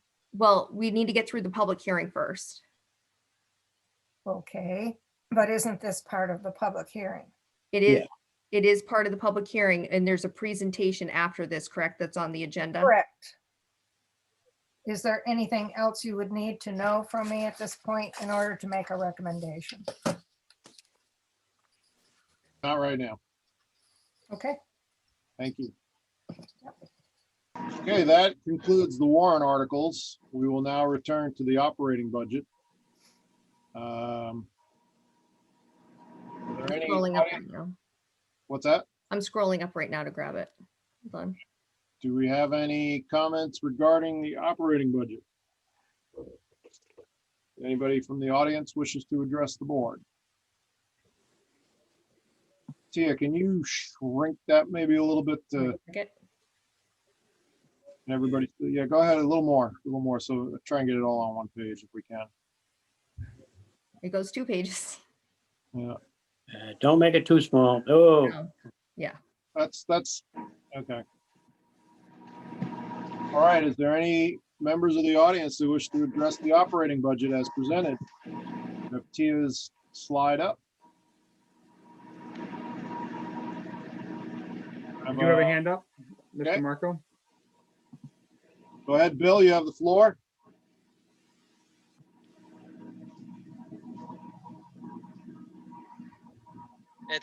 It takes us a second to find the unmute button and click it. So that's the delay that you always hear us.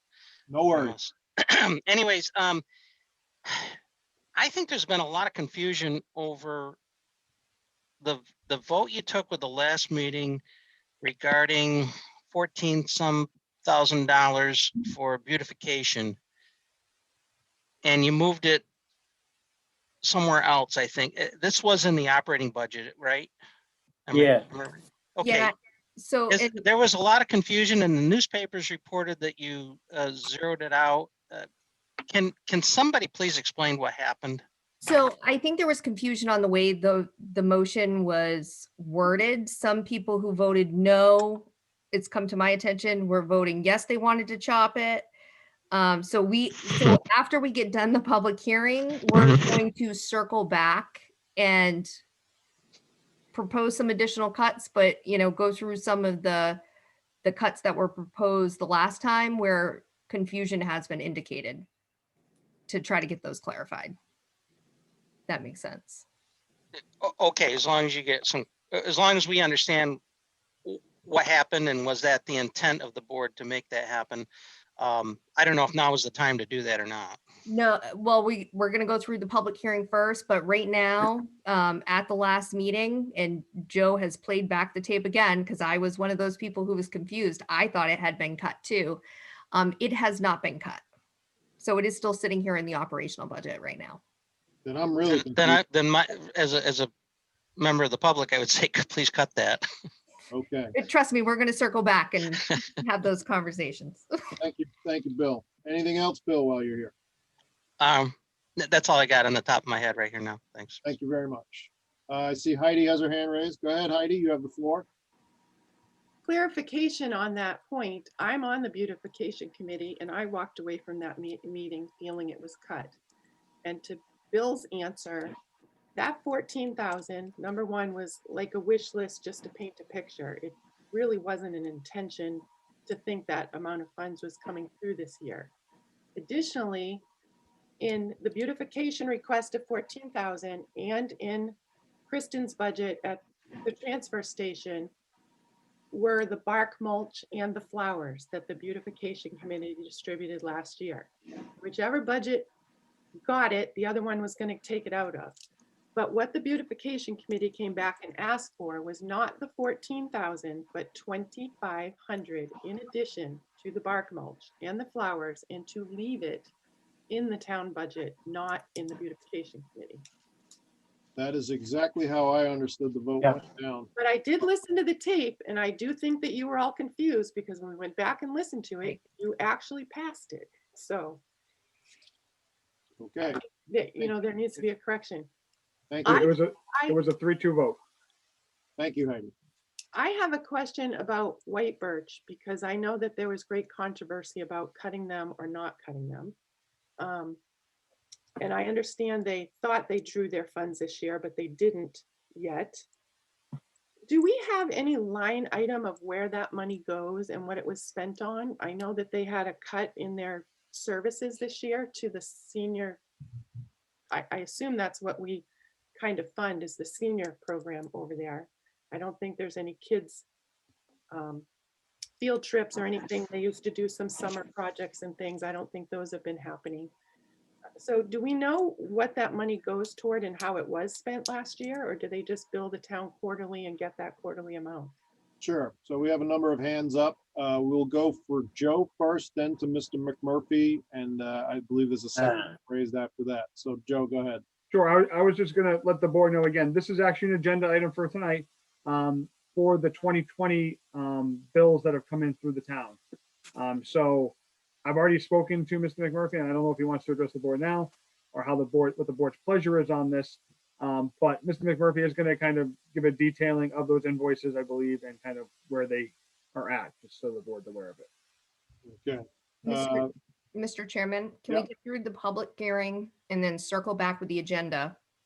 Right, do the White Birch, do the Azalea Park presentations, then the board can come back to the budget and make the recommendation, you know, recommend additional cuts from there.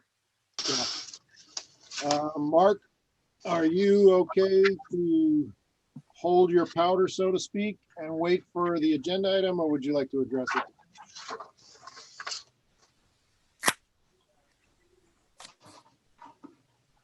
Mark McMurphy. You can unmute right now, Mark. Yeah, I'm okay to hold on the money from last year, just in response to Heidi's question. The White Birch does submit a budget, so people can see line by line where the money's going. And then also, I was asked to provide the budget committee with more details, and I provided them with a fairly lengthy explanation of what goes into senior programming. So even though some of the programs that are literal in-person programs, we weren't able to have those obviously because of COVID-19 and the pandemic, but a lot of programming still happened behind the scenes with programs like Dial-A-Ride, et cetera.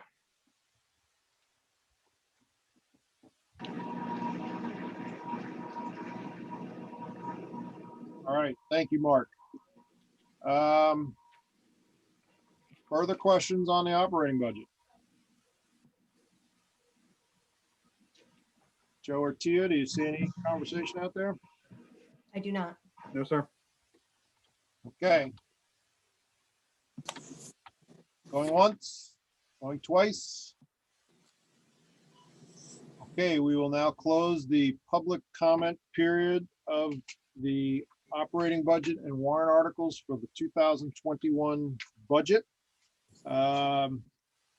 Is it the board's pleasure to continue with the meeting, or did we want to make budget? So, Mr. Chairman, as I've said before, I think we need, because there's two presentations that are coming up that might be critical to the way we move forward with potential additional cuts. So my recommendation is we go forward with those two agenda items and then circle back on the budget and make any additional cuts at that point. Very good. So I believe a table is in order to table the budget. Somebody want to do that? I'll make a motion to table it until the conclusion of those two presentations. Somebody want to second that? Sure. Okay, we have a motion to table the budget until the remainder of the meeting, seconded by Parker. Roll call vote. Chris, yes. Vice Chair Yeah. Hooper, Yes. Leon, Yes. Peter, Yes. Scott. I saw a yes. I can read lips. Very good. Okay, we will move along to item number 5, which is White Birch 2020 invoices. Mr. McMurphy, you are on.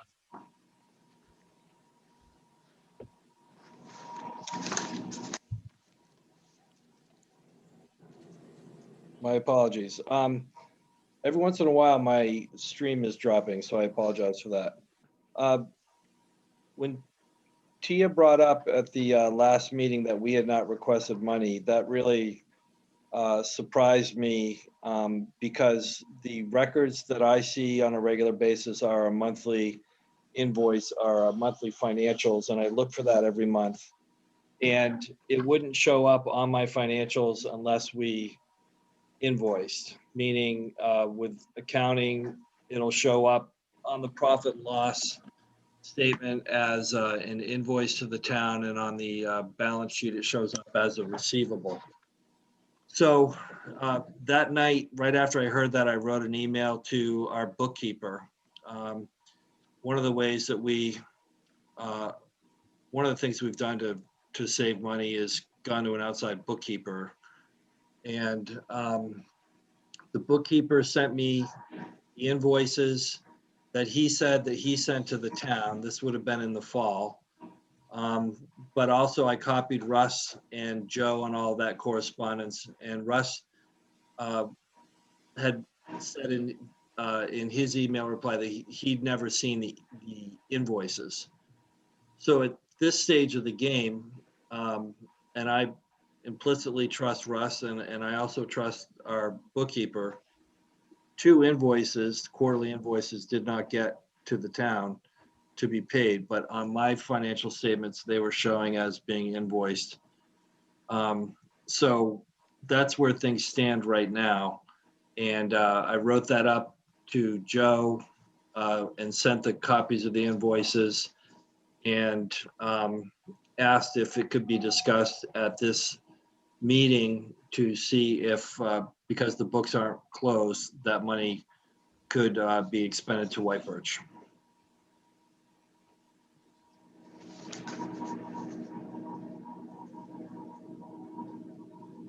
Questions from the board?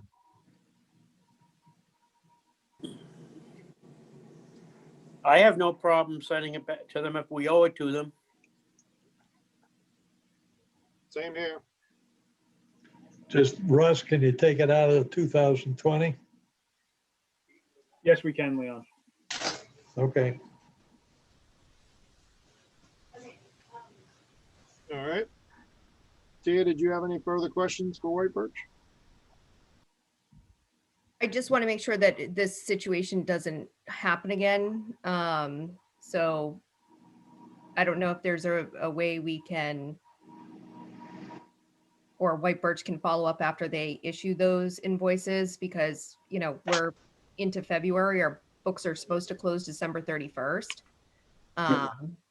And, you know, we need to be able to get these books closed. So if our book had closed, this would have been hitting the 2021 operational budgets.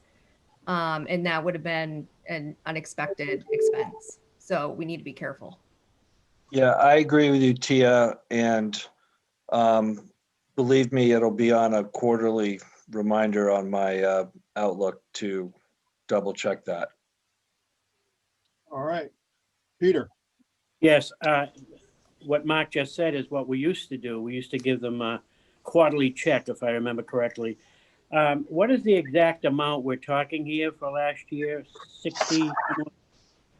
$54,583.26, I believe. Okay, Mr. Chairman, is a motion in order here right now?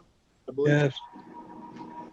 I move that we pay the town of Henniker pays White Birch Community Center a total of $54,583.20 to complete the invoices of 2020 and be done with it. Second to that motion? A second, but correction is 26 cents. Oh, I'm sorry, 26. Yeah. Leon, you're good, Leon. I think Mark would have accepted the 20 if we sent it, though. All right, we have a motion by Peter and a second by Select Parker. Further discussion on the motion. Scott, I saw your hand up. Yeah, I'm just wondering, you know, with the fiasco with the post office had during the season this year, I'm wondering, Mark, if that might have been the problem. It just got lost in the mail. It's possible. I mean, we've had other payments to vendors not arrive. Normally, though, we'll get notified with a statement or something in the mail saying this is past due. And with the town, it doesn't work that way. It works with the original vote by the town on the budget, and then it's up to us to invoice. And if something happens in that process, like I've learned this year, just because I'm seeing it on my books doesn't necessarily mean that everything went through like it should. Very good. All right, we have a motion by Selectman Flynn, seconded by Selectman Parker. Roll call vote. Chris, yes. Vice Chair Hooper. Yes. Leon, Yes. Peter, Yes. Scott. Yes. Motion carries 5-0. Thank you, Mark. Appreciate it. Thank you. Next up is item 6, Azalea Park Riverwalk Committee. And I assume Susan or Scott will be running point on this. And just so everybody thinks, I'm not lounging. I'm trying to elevate my leg. So when you guys talk, I kind of kick back. So I'm not lounging. I'm being a good patient. Go ahead, Susan, you're up. Can you hear me? Yes, we can. Okay. To talk about the necessity of the immediate repairs at Azalea Park. That is the reason for warrant Article 22. I sent some information on our budgeting and our cost analysis to Joe, who could share that if you would like. You're sharing your screen right now, Susan. Yeah. And what do I do with that? I don't have it. I sent it to you. Here, hold on. I'm okay, good. All right. This is a new setup, guys. All right. You're good. You're amongst friends, Susan. Thank you. All right, here we go. So we met with both the Army Corps of Engineers and with our project manager and with Joe to give him the situation this fall. We had tried to do this back in March. And of course, with the COVID, it was like the day that everything got shut down. So we have costs from Streamworks, which is Tom Ballestero. He's the UNH man, known all around the world for his ability to fix rivers. And these are his costs to get us to the point where we can actually do the work. And the shoreland permit includes quite a number of things and costs. And this is his bailiwick. This is the stuff that he does the best. He has a great rapport with DES. And so we would like to go in that direction. So that estimate is $8,000. On the next part of the cost to do this work, Leo has come forth, and he came and sat with Joe and brought forth an estimate for doing the work to just solve the safety situation. And this is his budget. And then we have to add some plantings to this to keep people off of the newly planted area. And so the total cost of the project is $9,735. And this is based on the Cogswell grant and what it says in the grant for the suitable repair, upkeep, and improvement and embellishment of Azalea Park. So we feel strongly that this budget is in accordance with that. We can't do one without the other. And we are grateful to Leo for coming forth to do this for us. And so we need a recommendation from the Board of Selectmen to go forward with this warrant, and also to meet again with the trustees of the trust. We initially met with them last week and they wanted more information, scope of the project, et cetera. And they also wanted a formal okay from you that we can meet with them. So that is where we stand. We only have in our general fund, we have $4,000, $4,936, but we have to take out 2,500, which are reserved for bench maintenance. And in the entrance fund, that's earmarked for ongoing maintenance of the entrance area. So we really only have $2,436 that we could apply to this. So with the 8,700, it would get us through this immediate repair of the park. It's dangerous down there. And a lot of it has to do with the fact that so many people used it last year. It had tremendous use in the summer because of the COVID restrictions and because of the heat. So we want to be able to have people go there safely. Vice Chair Hooper. So Susan, you said that the individual pieces can't be done separately. Joe, tell me if I'm wrong, that information that was shown for Leo's excavating services, I thought that can be done at any point and it could be the flat amount there without all this engineering, et cetera. Well, no, go ahead. Sorry. No, that's fine. So the quote that Leo gave is actually from the town. It's not from his private company. So I want to clear that up right from the get-go. That was the highway department going down and performing this duty for them. It's not his private company, for starters. Okay.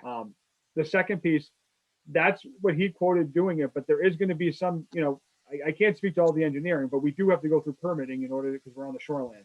So Yep. there is going to be shoreline permitting that has to occur before we can move forward on it.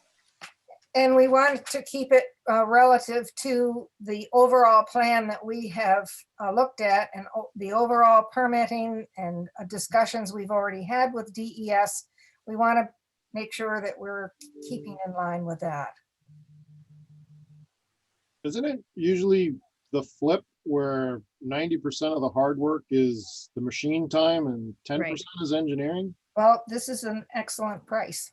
Well, I think I'm looking at the engineering cost and I think that's actually very high, especially for this particular project.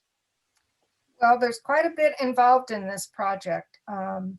And you have to have a survey. He has to develop a plan or else we can't even apply for a permit. That's what they require when you go to do any work down there.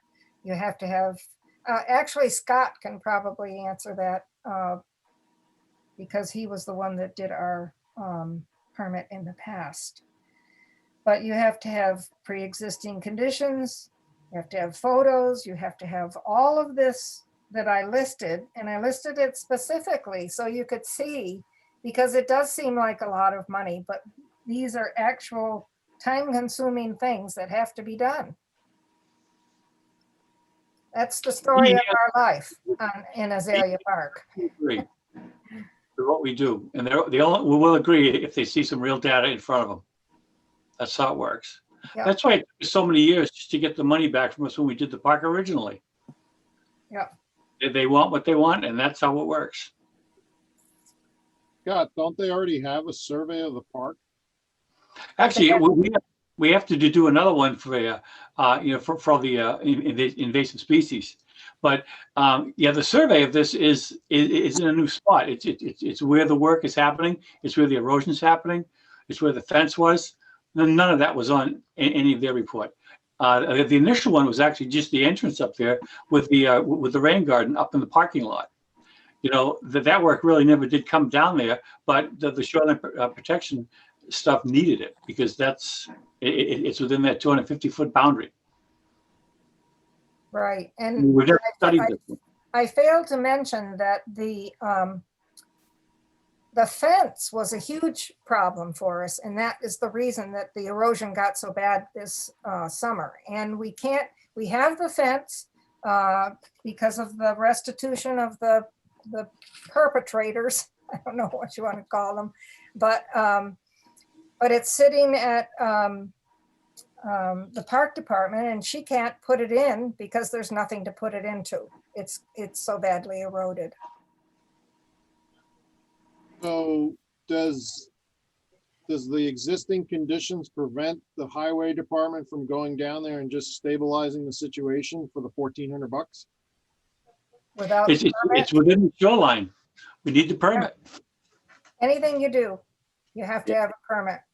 And none of the previous permits that we have filed for on behalf of Azalea Park allow for the maintenance of a condition? No, because they, as Scott mentioned, they were permits up by the school and permits in the entranceway, and it has nothing to do with the river bank. It's a whole different section. A number of years ago, you just checked with Rob Pimentel on when they went down, when he was in the select board to do some work there. Peter, you remember that? Yeah. Everybody got their hand slapped for that one because they didn't do the permitting, and they were just cleaning the place up. It was pretty tough. You're dealing with the Corps of Engineers, and they snoop to see what they can charge you with. Well, I one don't, of- One of the things about the Corps of Engineer, when we spoke with them, they were very good. They were actually very helpful to us. But it's not in their jurisdiction. All they care about is flood plain and erosion, river flooding. So unfortunately, we were hoping they could be involved, but they have said no. But they did give us some suggestions. so is this to primarily appease the Army Corps of Engineers or the state? No, it's a state, it's DES. Yeah. And to Yeah, make it safe for people using it. Yep. Just someone walking down the path right now could very easily end up in the river because the erosion has gone well into the path. Yep. So, Is this really, I mean, this engineering is really what you want to spend your trust funds on if you guys are so hurting on budget? well, we can't do the work that Leo has suggested unless we do the engineering. And if it's less, and he said, if it's less, he'll give us a bill for less. Well, I don't think you need all of these certain engineering services for what I think what Leo is saying he can do is straightforward. This is not like a huge thing where engineering services to me have to be that expensive. Well, I wish Jen McCourt were on board here to explain this to us, but this is a big part. For example, in the warrant article that we passed in 2017, 2018, and which was approved by the trustees of the trust. Let me find it now. It was to to support the entrance fund, and that was basically how it was written. And in that, the budget in that included engineering costs of $5,000. That was part of the budget. So it's not an unusual thing. It sounds like it's out of whack, but it is not. And we have full faith in Tom Ballestero to do what is right. So. I guess I just question that if you called up DES and said, hey, we want to show you what we want to do to stabilize an unsafe situation, I have a hard time believing that they would say, no, we want $8,000 in engineering to do $1,500 fix. Well, they're not asking the $8,000. It's what has to be done. And well, I mean, if you could explain it that you're a nonprofit arm, so to speak, of the town, this isn't tax dollars, this is grant money. Is I wish it worked that way. I wish we could. And we do have a very good relationship with DES. And we talk to them often, and Scott knows them better than, and Sachi know them better than anyone. And they've worked closely with us. And you've asked them about this amount of money and they're saying this is what they need to file the permit? We didn't ask them about the amount of money, but this is what we know they need in order to file a permit. But have you, And it is what we need to do to make the program work. I mean, you can't just go in there and just start digging and planting stuff. There has to be some engineering behind it. It's on a riverbank, it's on a loose riverbank, there's trees involved. You don't want to just have a contractor go in and do the best he can. You want to have an engineer that makes sure he does the best he can. No, But I think, Krista, your thoughts on it, as far as having DES look into it, we can do that. And maybe it'll bring down the engineering costs. But we would like to not stymie the process. Would like to have the board agree that there is a problem there, then we need some funding, and it won't cost the town anything, and we can move forward. And we will go to DES before any of the work gets going. And actually, Tom recommended that we do that too. So Yep. he knows how this works. Yeah, no, I'm not, I just, um, I'm comfortable because it's not tax dollars that are being used. So I'm actually trying to protect your interests so that you can apply that money instead of going to paper and permits. It can go to real stuff that people can sink their teeth into. Let me go with Vice Chair Hooper and then you, Leon. Go ahead. yeah, so they said no taxpayer dollars, and that's how the committee was established. However, currently we have in there, and it's coming from Leo as a highway superintendent. Highway department should not be doing that work. That is taxpayer dollars. So we either need to transfer funds from whatever accounts they have to pay for that service that the town is providing, or maybe we need to go see if there's another contractor, such like Stevie Connor or somebody like that, who can do that work for them. Okay. Leon? I'm a little bit confused because something that Susan said, it sounded to me like the trustees want the Board of Selectmen to ask for the money. No, they just want to be part of this process that Joe sent us, this list of ways that we're supposed to do this. Well, the And- second part of my question is, Sorry. is that why we're taking this to the town meeting? No, we're taking this to the town meeting. We have to go to the trustees of the trust and ask for these funds. But we're not done here yet. It helps if the selectmen recommend, for sure. And we have to have them look at the costs. We have to have a discussion on the use of the funds. And then they write a letter, which would hopefully support the project. So, but we do, Lori asked for your permission for us to come before you. She just wants to do this in the right way. Joe has a comment. So I'll try to answer some of your questions, Leon. So basically, the Azalea Park the committee originally asked to go before the trustees. I instructed them they really should be coming to the board first before making an appointment and just making an appointment with the trustees and going and meeting with them. So that's where this confusion originally started as far as who they're supposed to go into first. The trustees sent them back to the board. The idea behind this really is the trust that they're looking to access, this Cogswell Trust, needs voter approval. It has to come through town meeting. That's why Okay. that piece is on there. So they have multiple trusts. And this specific trust has to come through town meeting. They have Okay. where they're going to be accessing the remainder. The Board of Selectmen have the approval to expend out of that trust. So they don't need approval from the town meeting vote to use that trust. So they're kind of accessing funds from two separate trusts. One needs town meeting vote, one just needs select board approval vote. So that's kind of where we're at with it. Thank you. Okay, well. What do you need, a motion?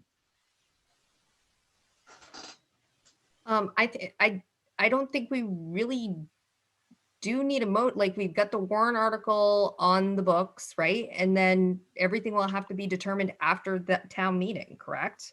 Well, Because it depends on if they get approval for this engineering design, and we still have outstanding questions on that engineering cost. is that, we do? Well, Chris and I think are on the same page of that number seems very high. Yeah. Well, I can't answer for that because I'm not an engineer. I do trust Tom Ballestero, though, to give the proper costs. Well, I don't want to, I think I speak for the board. We don't want to sit here and belabor the point. I think we're saying that the engineering fee seems high, and we'll put it back on the Azalea Park Committee to say, guard your resources well, because the town, at least, it's our understanding at the board level that we're not really interested in putting any tax dollars into this. So, I mean, if you want to choose to do all this engineering, that's fine, but I don't necessarily agree with it, but only you guys can answer that question. And Scotty has a really good understanding of the permit process, and maybe he can wear his engineering hat when he speaks with DES, and maybe can let some things slide or something. I don't know. Yeah, well, I have to say that, we don't want to do it haphazardly, and we need some professional advice when we do it. And granted, it might be expensive, but maybe it's going to cost less too, but we certainly don't want to do it without real engineering. That would be foolhardy. So to move this issue along, what do you need from us? Well, we would like your the words selectmen recommend under the warrant. And then we would like for somehow your approval of our going back to the trustees of the trust. So, that's what they would like. Mr. Chairman. Joe has a comment. So this warrant article, obviously, is not through a petition. So the board has the right to put it on the warrant or not put it on the warrant, which is why they're before you right now looking to put it on the warrant. I think the other piece they need to take into consideration, I don't know if they have, the quote that Leo gave them from the highway department was it was a minimalist job. Right. And I don't know if the engineering is going to come back, which would then make this quote change. So just keep that in mind when we start talking about the money and the overall cost of it. Right. I think we're trying to get all the pieces that we can to get them together. And granted, it could be a lot tighter than it is right now. And we will certainly be responsible with whatever we need to do to get it done. Yep. And I think Tom has looked at that because here in the list is additions to bid package. So I'm sure he will be, and that's in his estimated cost. Just please let us keep going with it. It's All a right. dangerous situation. It's going to get worse. So Joe, do they need a motion from us? Well, I think you need to decide as a board if you're going to put it on the warrant. I think that's the motion that needs to happen. If you're going to put it on the warrant, I think by rights, you're saying go to the trustees to make sure that that's an acceptable use of the trust fund. Right. but I'm just going to make sure that I put this on the record. Anything to do with the construction, Azalea Park needs to come back to us so we can review the plan and make sure, and because no taxpayer dollars, and that means we have to be cautious about the highway department's time as well, and where that reimbursement is coming from. Well, that's part of the $9,735. All right, somebody want to move this issue along? Okay, thank you. Thanks We got a very lot much. to talk about. Peter, you're pretty good at this stuff. Go ahead. I have nothing to say. Scott, you want to make a motion? I would say one thing though. I'm a little disappointed it came in late. I think we should have been talking about this a couple of months ago. And secondly, I would have liked to have seen the engineering estimate in writing and so forth. And I haven't seen that in the supporting data. So just my only comment. We would have liked to have it done earlier too, but with all this other parts of the whole machine here, we just As we learned how we were going, this is the time we ended up with it. Because we've been working it since midsummer. So we're just trying to get a feet on the ground with it. And it's important to have this thing getting going in the spring so that people don't get hurt with it. So we've done the best we can with it so far. So I'd like to make the motion to have the board approve the Azalea Park to get the grant funding from the trustees and to please put us on the warrant. Somebody want to second that? I don't think that's worded properly, Scott. Is it a grant from the trustees or just to withdraw? trust Withdrawal. It would be Okay, withdrawal, thank you. Peter. Thank you. Peter, Yeah. on procedure, as always. Thank you, Peter. Yep, thank you. Somebody want to second that? Somebody want to wait for somebody to really get hurt? If I that thing will- doesn't get done? I will second it for the purposes of moving this thing along in conversation. So we have a motion by Selectman Osgood, seconded by Selectman Blomback. Further discussion on the motion. Are you ready to call a roll call vote?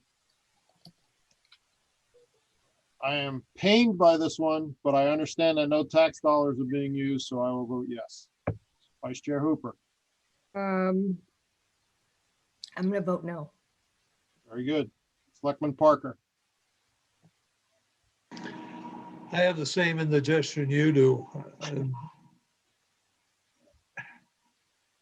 And our history for the last several years of trying to enforce the fact that no taxpayer money goes into this is, we've skated pretty close to the edge of the pond.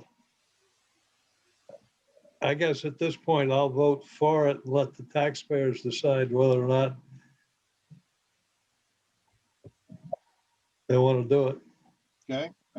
Mr. Flynn, Reluctantly, yes, but I think I'm going to follow through and checking as this process goes along, that we are provided the necessary documentation before we make decisions. Mr. Osgood, I vote yes, and I would like to say that we have really done a pretty good job of getting some true professionals to do this and to protect the population that works down there as well. It's critical that this does continue to go through. Thank you. very good. Motion passes reluctantly 4-1. Thank you.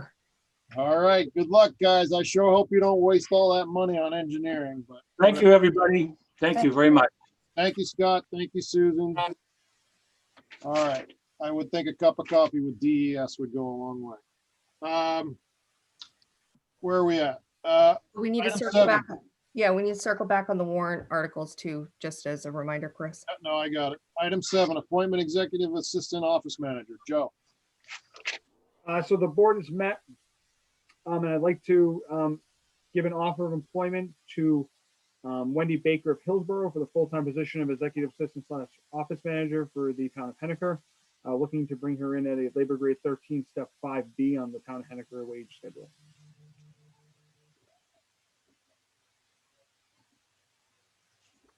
So is there an application that showed us a little bit about her? Yeah, I gave you her resume a couple times in non-publics. Right. I'm gonna make a motion to approve this request. Second. Seconded. Okay, we have a motion by Selectman Hooper, seconded by Selectman Flynn. Further discussion on the issue. Joe gave us an appropriate motion to you. You might want to read that to replace what you just said. So I'm gonna move to appoint Wendy Baker of Hillsborough as the full-time executive assistant office manager effective February 8th, 2021. Labor grade 13, step 5B, town of Henniker wage schedule. And this is exactly what we've discussed in non-public. Second. Okay. We have a motion by Selectman Hooper, seconded by Selectman Parker. Further discussion. Roll call vote. Chris, yes. Vice Chair Hooper. Yes. Leon. Yes. Peter. Yes. Scott. Yes. Motion carries 5-0. Item 8, TAP grant. So the highway superintendent has reached out to me. He's interested in applying for a TAP grant for, it would end up being 2022 by the time it actually comes around. Right now, they're looking just for letters of interest from towns. to see if they would like to go forward with it. So I'm putting it in front of the board, just because there is a 20% match involved if we were to be granted the TAP grant, to make sure the board is willing to move forward with it. The highway superintendent is basically looking to repair the sidewalks along Maple Street from Prospect up until Post Office Place, and on Rush Road from Prospect Street up to Village Green. We do have an estimated cost of $507,000, which means the town match would be $101,400 off of current engineering from our engineer. So again, I'm just looking for the board's support in this if we want to move forward, so that we can send in the letter of intent. Need an official motion or a consensus, sir? I'd like to ask a question. Absolutely, absolutely. Go ahead, Peter. Joe, the 101,400. Now, if this follows through in a positive way from the state, when would we have to provide the 101,400? Next year? It would be in 2022, correct? Okay, thank you very much. Yep. So, Mr. Chairman, I'd like to move to authorize the town administrator to send the letter of intent to the state of New Hampshire for the round of TAP funding as presented, showing our support going forward for this process. Second. Second. Okay, we have a motion by Vice Chair Hooper, seconded by Selectman Parker. Further discussion? Yes, one more question. Yes, sir. Joe, does the Regional Planning Association have any control over this, or is it strictly the state direct? Because they used to.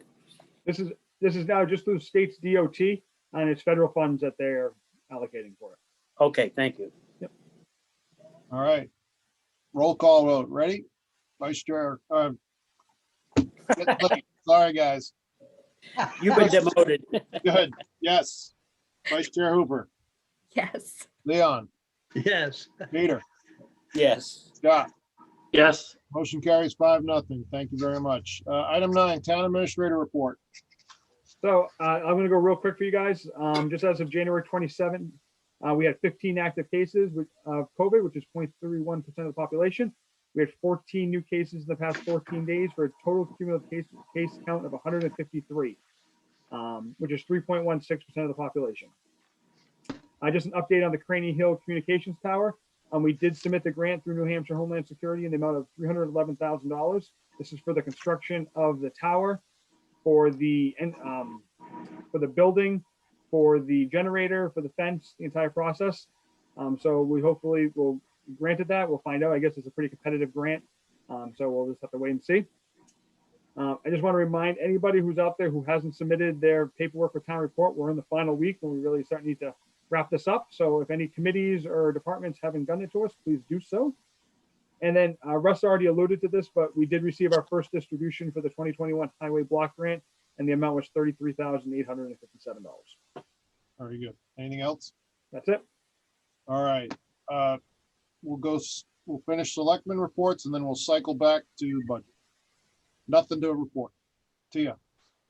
So we have CIP again this upcoming Thursday, and just as a side note, I just want to thank Joe for preparing that grant and taking the time to do it thoroughly and getting the department heads together. So that's very much appreciated. And I just also want to make a mention in the next hopefully in the next week, you will be all receiving via DocuSign the check registers. We haven't seen a check register since September 30th. So there will be a large grouping, and Joe will be sending those out. He is getting on top of this to make sure that we have that information. Anything else? Anything else, Vice Chair? Nope. Okay, let's go with Scott. I have nothing. Peter. Well, the athletic committee met last week, and they decided they're not going to have a basketball program because of the COVID. They are going to go into baseball, maybe a shorter season and start a little bit later in the spring, but that's all up for review again. So that's pretty much the update with them. Very good. Anything else? Nothing from me. Leon. Nothing. Nothing. Okay, at this point of the evening, we will circle back to untable the budget and warrant discussions. So we're going to be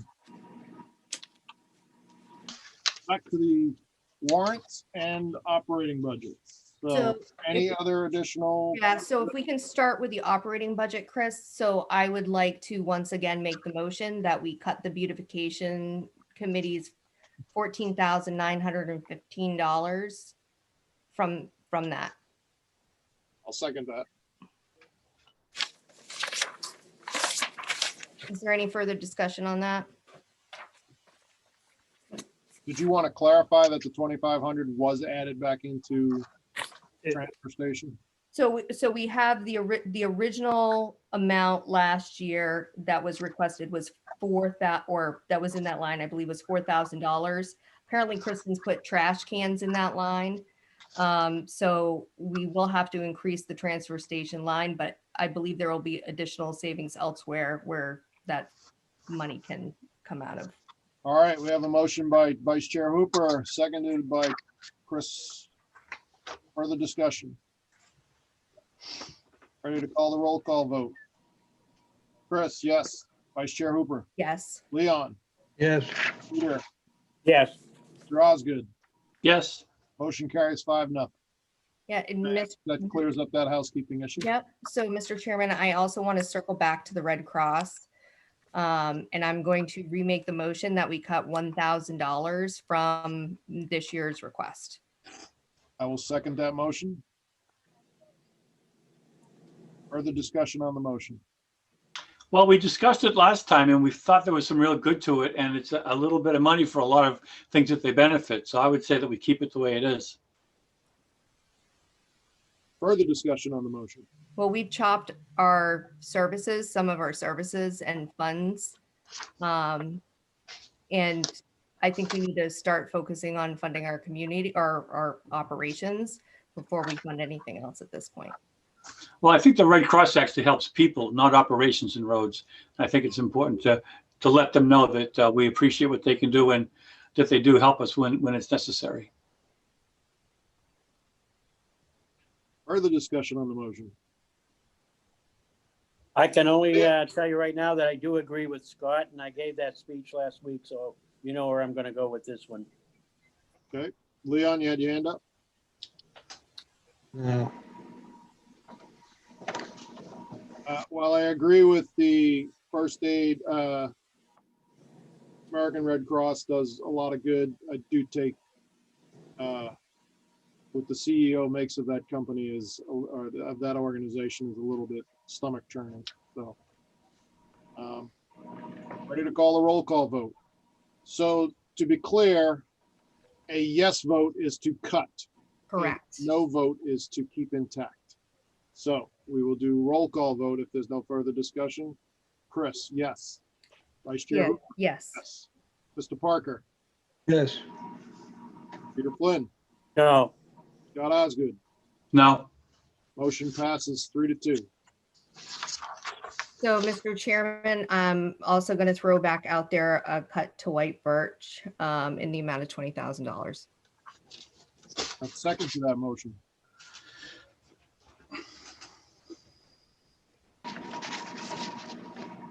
Okay, I proposed it.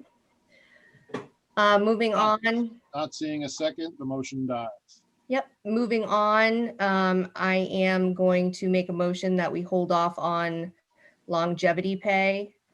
I can't remember the total cost, Joe, in that breakout that you gave us in our last packet, it was all combined with other payouts that we were making. So I don't know the total number.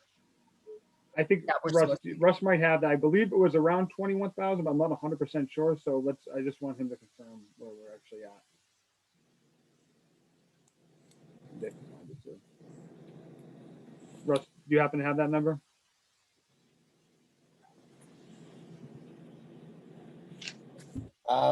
In looking through the list, I was able to come up with $17,099 listed as longevity, 17.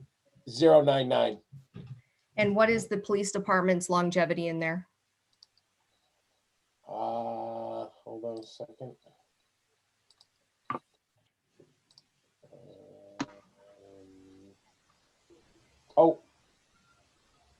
Well, I did not notice that it was in the police longevity, we had an adjustment to benefits.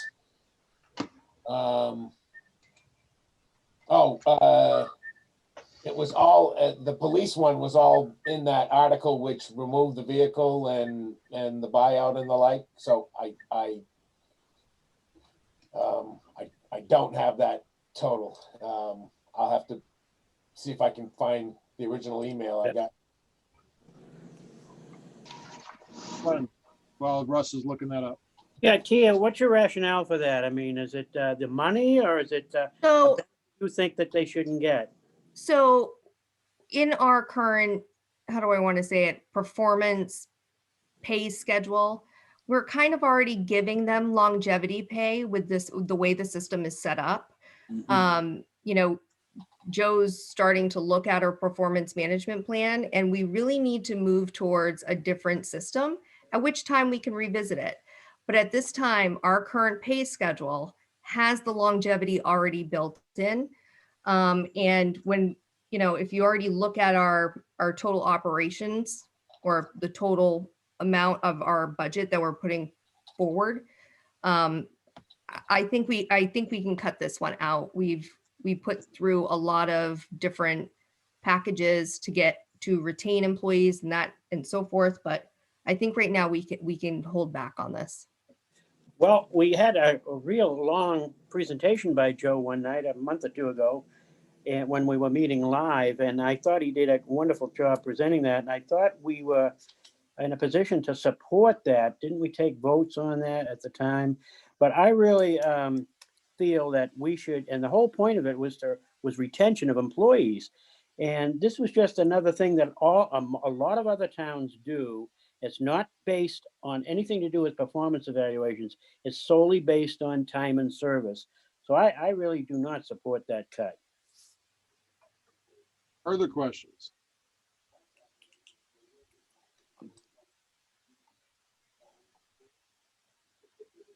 Russ, do you have any information again? I've not had any luck, unfortunately.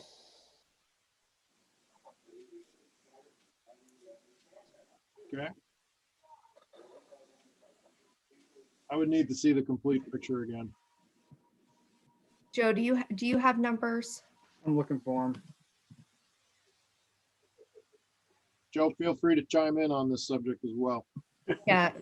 I mean, I think obviously I'm in favor of it, which is why I presented to the board. I think, I think my biggest concern is, we're looking to increase morale and increase people wanting to work for the town of Henniker, which is why we presented these and we kind of went forward with it. So that's just my major concern about, we haven't even gone a year yet and we're already looking to remove them. I guess the plus side is they're not used to having it. So it's not like they've gone accustomed to that extra, let's say $1,000 or $750 that they got on their anniversary date. But I do think, it was a good incentive. Again, it keeps us competitive with the towns around us as well, which is why one of the reasons we proposed it. Incentive and competitive, two major words. Okay. Leon. I'm confused about where it is in the budget that we're talking about. Is this something that runs through? It runs through all of the different departments.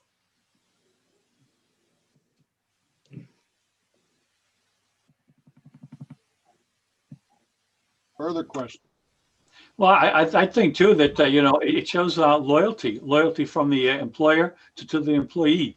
And I think in most circumstances, I think it would be a real benefit for the town if we did do it.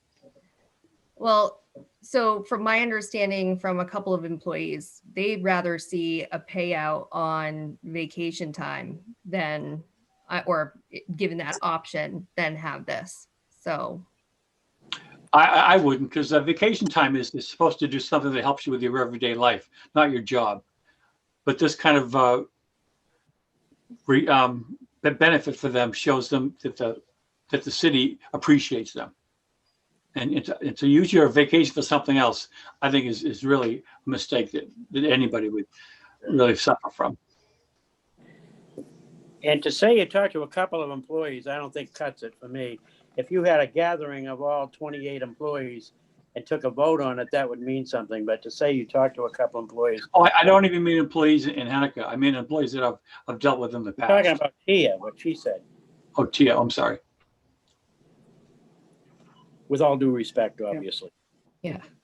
Well, you know, some of these payouts, they haven't received them yet. It's a pretty substantial amount of money if you look at our operating budget.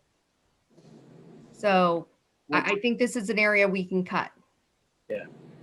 Those are for a different purpose, though. I'd have to see the dollar amount and what its impact is. Well, I'm surprised that we don't have this since this does attach to each employee and each employee should have an amount already designated to them for each department, like each department line or wage line should have been increased by a certain amount. Okay. Why don't we table this portion of this section right here and move along to any other budget adjustments, and then maybe either Russ or Joe can find it and we'll circle back. Other adjustments to warrants or operating budget.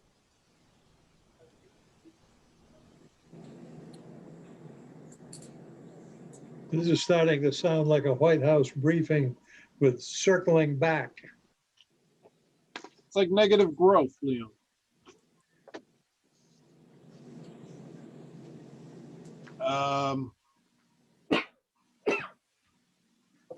If are there any other recommendations for adjustments to the budget, up, down, or sideways?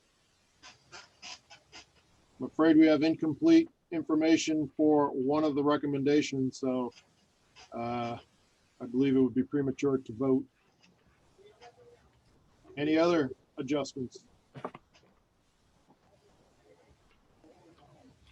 Not seeing any, I will close down the selectmen portion of the budget review for both operating budget and warrant. Joe, we still have one last bite at the apple, correct? No, No, this This is will it. close. This will be it, because we need to sign the warrant to be able to put it to print. Very good. When? What's that? When? We need to get our town report submitted next week, so. this is our final attempt. Well, I'd really like to have that number for the longevity so we can look at it.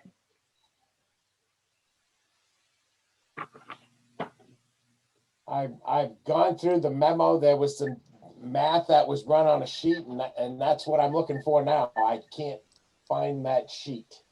Well, Mr. Chairman, I'll make another motion that we reduce the educational reserve that we have currently established at 15 and knock it down to 7. About 7,500. I'll go with 7,500. I'll support that motion.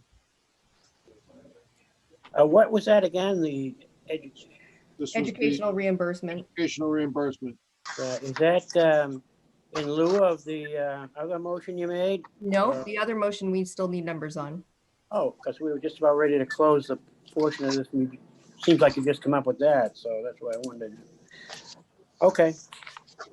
So that is, we have a motion on the table to reduce the employee education reimbursement from 15,000 to 7,500, which represents a 50% cut. We have a motion by Vice Chair Hooper, seconded by Selectman Blombeck. Further discussion? Have we ever had that before for our employees? No, that is a new benefit. That was passed probably 6 weeks ago, not even. Correct, Joe? 6 weeks ago-ish? Correct. All right. Ready to call the vote? A yes will cut 50%.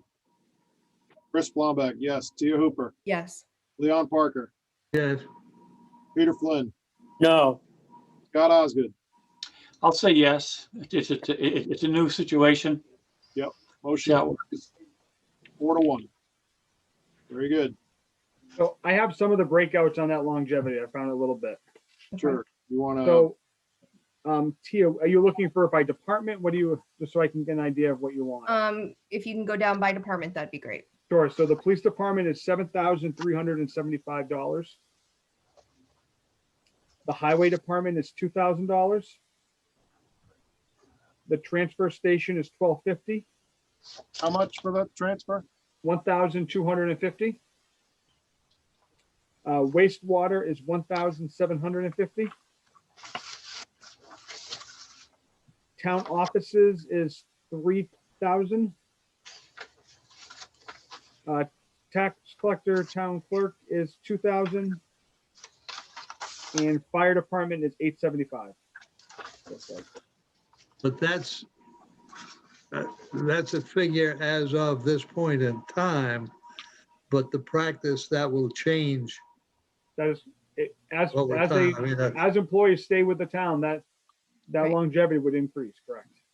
Well, and there'll be turnover, so Yep. typically those things don't cause that much escalation. And basically, I guess part of my reaction to it is that we need to have a bunch of people keep working for us instead of going somewhere else. Well, hopefully with a different a different structure with PTO, right? And instead of doing just vacation and sick and. Those are different, those are I different understand that, benefits. but I really think that our current pay scale or pay schedule has that longevity in it. They are just for showing up and getting a check mark of, satisfactory, not above and beyond. They are immediately taking steps. If they go someplace else, that is not how the world works. You don't get paid for showing up, or you don't get your raise just for showing up. Depends on where you go. I will say in response to that too, though, is, we have 9 steps and we have employees that max out on those steps. And once they've maxed out, they're no longer getting increases unless the board grants a COLA. So that's another piece. So when you're talking about your longer term employees who have been here a while, who are getting the higher end of the longevity, this is a piece to them. Well, and that could be all looked at when we start reviewing, Sure. the employee pay schedules as well, because I think Joe, you and I both agree that our current system is not working anymore. Our step system is not true merit. And if the board wants to go with true merit, there's other ways to do it, is what I would say. So should we think about getting a whole new system as far as pay raises? Well, I think that's something that I've been looking at, and that will be after budget season for the board to discuss. And it's going to be tied to the entire evaluation process, because I do think that, again, a step, as Tia did indicate, we give a 3.8% to 4% depending on where you are at in the scales, and you get that step. And if you're just a satisfactory employer or employee, you get the step no matter what. It's kind of given. It's not really merit. And if we're looking to move to a merit-based system, like I said, there is other ways, and that would be my proposal to the board after town meeting and we get through all this. Yeah, I think it's what we're looking into. You go. Further discussion. Oh, Matt French I think he has a comment. I do. Can you guys hear me now? Yep. So I just want to clarify something for us. Our eval process is merit-based, and we have withheld pay raises to people that did not meet the minimum standards. So ours is merit-based. You don't get a raise here unless you are performing properly. That's the way every department should be doing it. I don't disagree with that. I think, but again, if we're talking, and this is a time for another discussion, I think, but Yeah. In my opinion, when we're looking at those evaluations, it shouldn't be a blanket 4%. Again, if it's a true merit-based system, you're being rewarded based off of how you're actually evaluating. It's not everybody gets that same 4%. And I understand the chief said he withholds them. I'm talking in general, you may have an employee that gets 3%, you may have an employee that gets 1%. Right now, we're not set up to do that. Is what I'm saying for merit. Right, and it's not saying no forever, it's just no for right now. Okay. Hold on 1 second, please.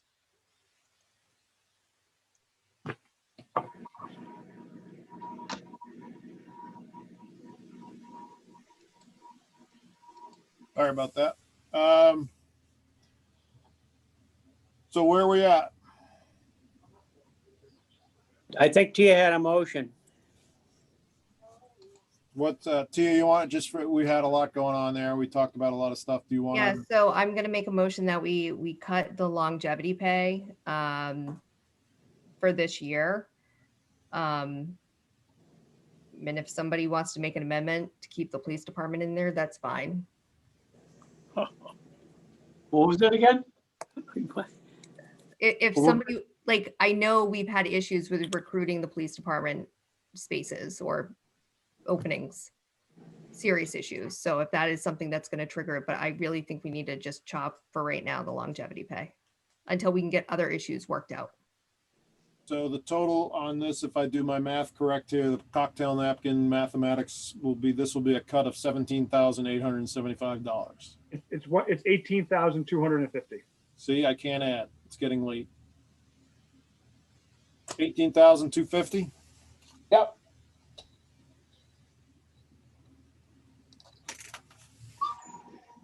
So Tia's motion is to cut $18,250. Does anybody want to second that?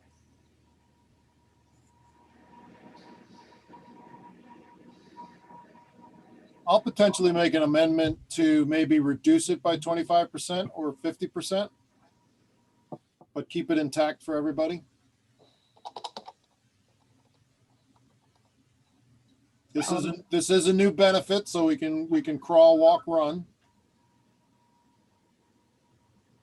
Mr. Chairman, in the interest of working with you on this motion, I would concede and support a 25% reduction, but I do not want this to go away. There's a motion on the floor, so I'm the one who has to accept the amendment. Well, whatever. And okay. I accept a 50%. Okay, we have a motion to accept at 50%. So the original motion was to reduce this 100%.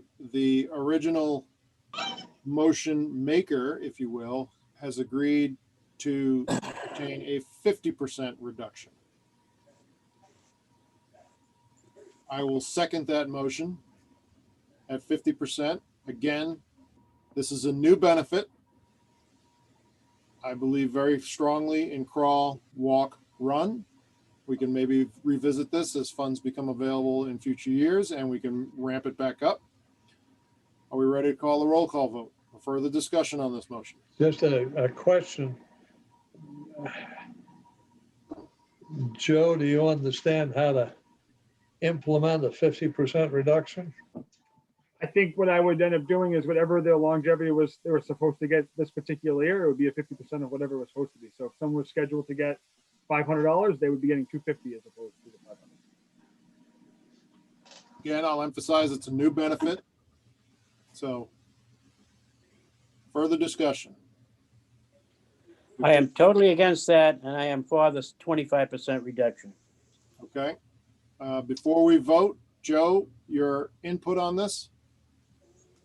Again, I think I've kind of said it where I'm at. I think it's important that we're retaining our employees. You know, I can't speak for everybody. I know, you know, the police chief may be, you know, recruiting officers. I don't know if he's waving this around as more bait to try to get people to come work for the town of Henniker as well. Absolutely did. What was that, chief? I absolutely did. So you know, he's using this as a tool to try to recruit people. So that's my concern. You know, again, I think retention, this is much more aimed at retention even than recruiting, and I think it's important for that. Yeah. Thank you.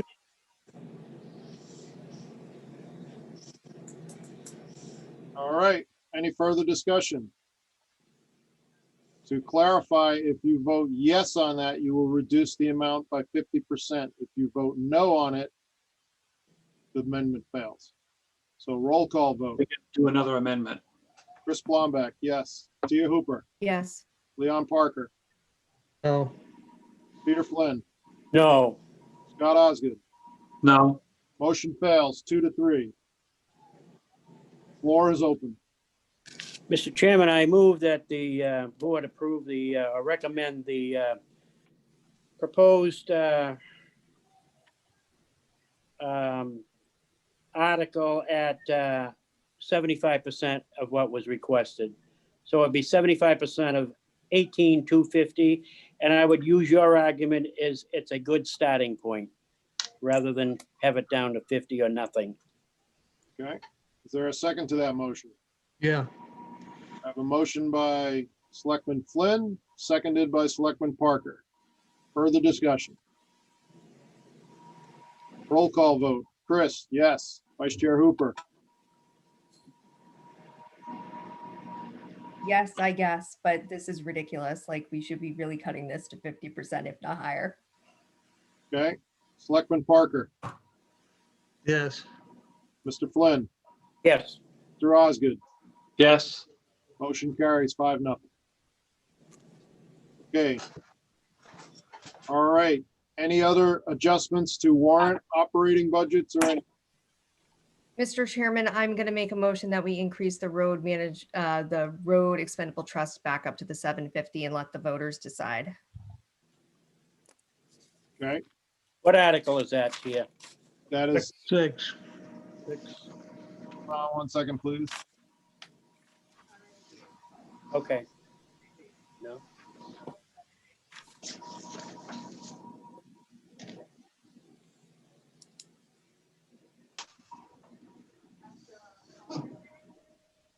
I'm going to take advantage of this moment and say to Chief French that he can ignore the alarm coming from a certain business in town.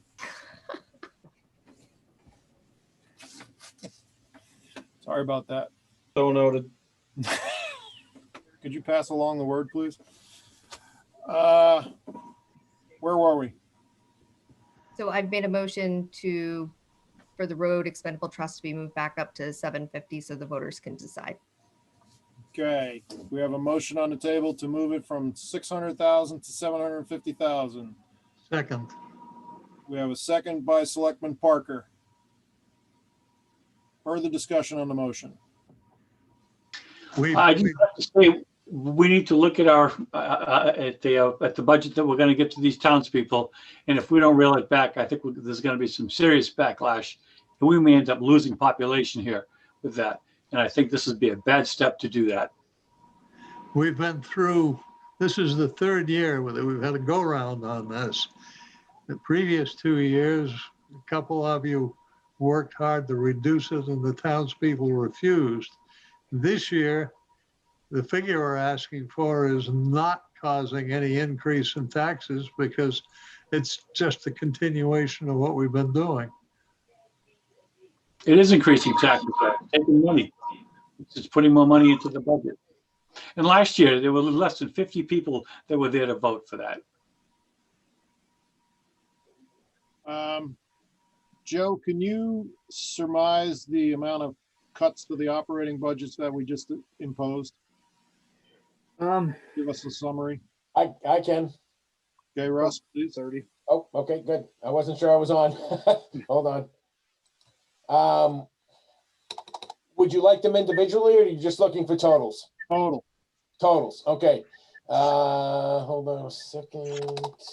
The net reduction to this budget after doing the longevity, after adding in the 25,000 for the highway truck and half of the tuition, I am at a net of 2975 reduction. So, and Russ, I just want to make sure that the truck you have coming, that 25 coming out of the unreserved fund balance. Correct, yes, it hasn't, this is just analyzing the impact of what we did. That is exactly right. The net amount still raises only $50,000. Okay, Russ, can you- did you get beautification and Red Cross as well? Yes, beautification was cut at 14,915 and Red Cross at 1,000. The So- two cuts to the operating budget were 27,538. And then including wastewater, that would be 27,975 in cuts. And then we added the 25,000 in expense for the truck, netting down to a minus 2975, or a tax rate at this point of $11.59 or a $1.65 increase. I forgot about the truck. Oh, Yeah, but that's coming out of unreserved fund balance. That's right. That's right. So Russ, I want you to slow it down and give me that number that we have a cut or what we did tonight. Individually, Tia? Just give me the total. Oh, okay. Minus 2,975 is the net. And hold on, at 27,975 is the gross cut. And then supplemented by the 25 gets you to that 2975. So if you add another 150,000, where are we? If we put another 150,000, About 32 cents. we would be at $11.90 and a tax rate estimate of $1.96, or an increase of $1.96. That's a big jump. Yep. So I made a lot of recommendations over the last 2 weeks to cut, and Well, we have to agree to them, so. I understand, but Why did the highway department, their regular operating budget is up 31,000. There's $1.4 million in the highway operating budget. their operating budget should not be up 31,000 if you're looking at the regular highway department. From my understanding, Leo cut it. Am I correct, Joe? Because I believe that's what he did. Yeah. It says a difference of 31,340 on the That's the street. streets. That's the streets. That's The what I streets mean. did increase.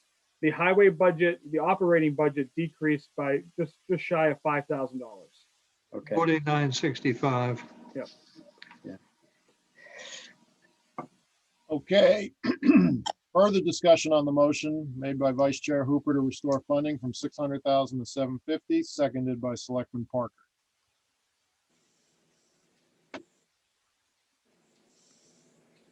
I was prepared to go up $50,000, but I forgot about the truck in the spirit of compromise. So I'm gonna have to hold at 600. I can't see it. Almost a $2 tax increase. I supported a lot of other cuts tonight. Further discussion on the motion. Ready to call the vote? Roll call vote. Chris Blomback, no. Vice Chair Hooper, Yes. Selectman Parker, Yes. Peter Flynn, No, Scott Osgood. No. Motion fails 2-3. Further discussions on warrants and operating budgets.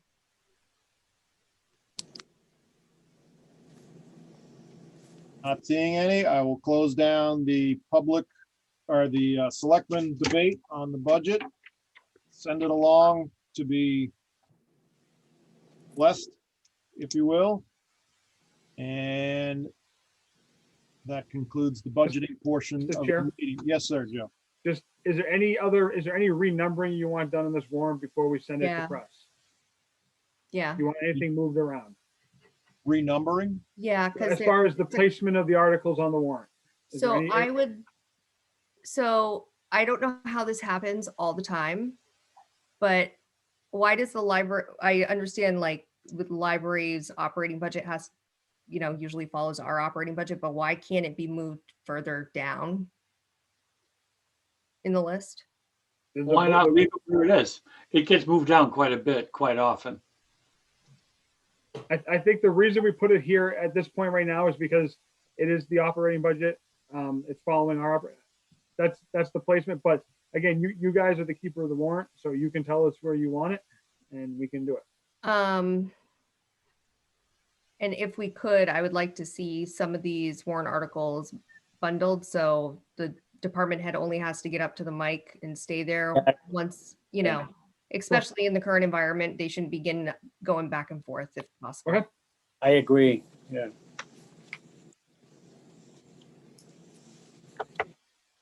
The higher number articles too. Higher number, that's okay. Okay, anything else? Is there any specific order you want for the departments when we bundle them? Does it matter? Highways, like I think the more expensive, let's put them up front because that's what people are sticking around for. I believe you are right. I think it's good to have the individual ones up front, have the ones that are all stacked later. I agree with Tia on that one. Tia, I agreed with you. How about that?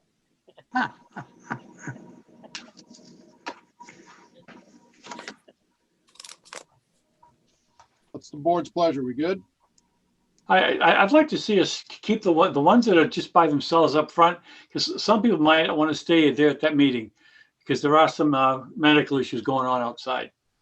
So that I think it'll make it better for everybody if we let the onesies go up front. It's going to prolong the meeting, and we also have a wastewater bond that needs to be voted on as well. So, And that has to be first, just on a right. time Right. basis. It's a ballot They'll vote. probably have the polls open. It'll be probably a vote of the, you Yeah, know, ballot.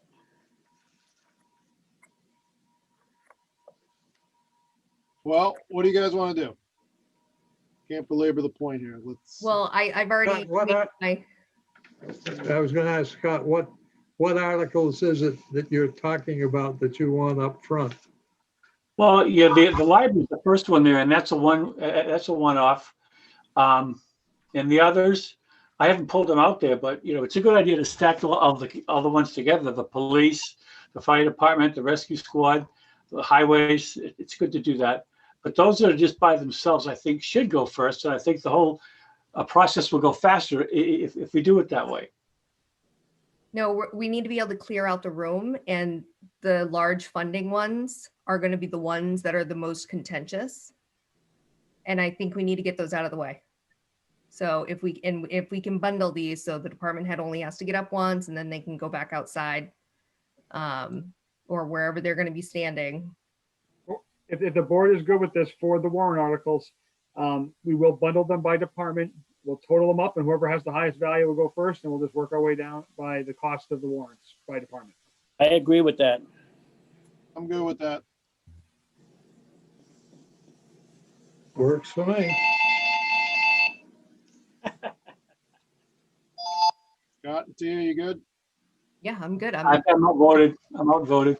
Okay, all right. What else we got? Does that take care of the warrant, Joe? You're good. Thank you. All right. At this point of the evening, it's time for public commentary number 2 about any issues that came before the select board either tonight or that you want us to address. It's getting late, so please keep your comments brief. Is there anybody who wishes to address the board?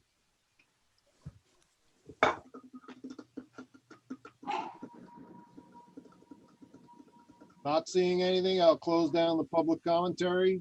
Joe, we don't need 11, correct? Public comment or, Nope, that's just there in the event. Nope, we're good. okay. And at this point of the evening, I will then entertain a motion to adjourn. So move. Okay, made by Leon, seconded by Peter Flynn. Yep. Call vote. All those in, yes. Yes. Yes. Yes. Yes. Yes. All right. Thank you, everybody, for playing the home version. And we appreciate everybody participating in this event. Thank you, sir. Have a good night.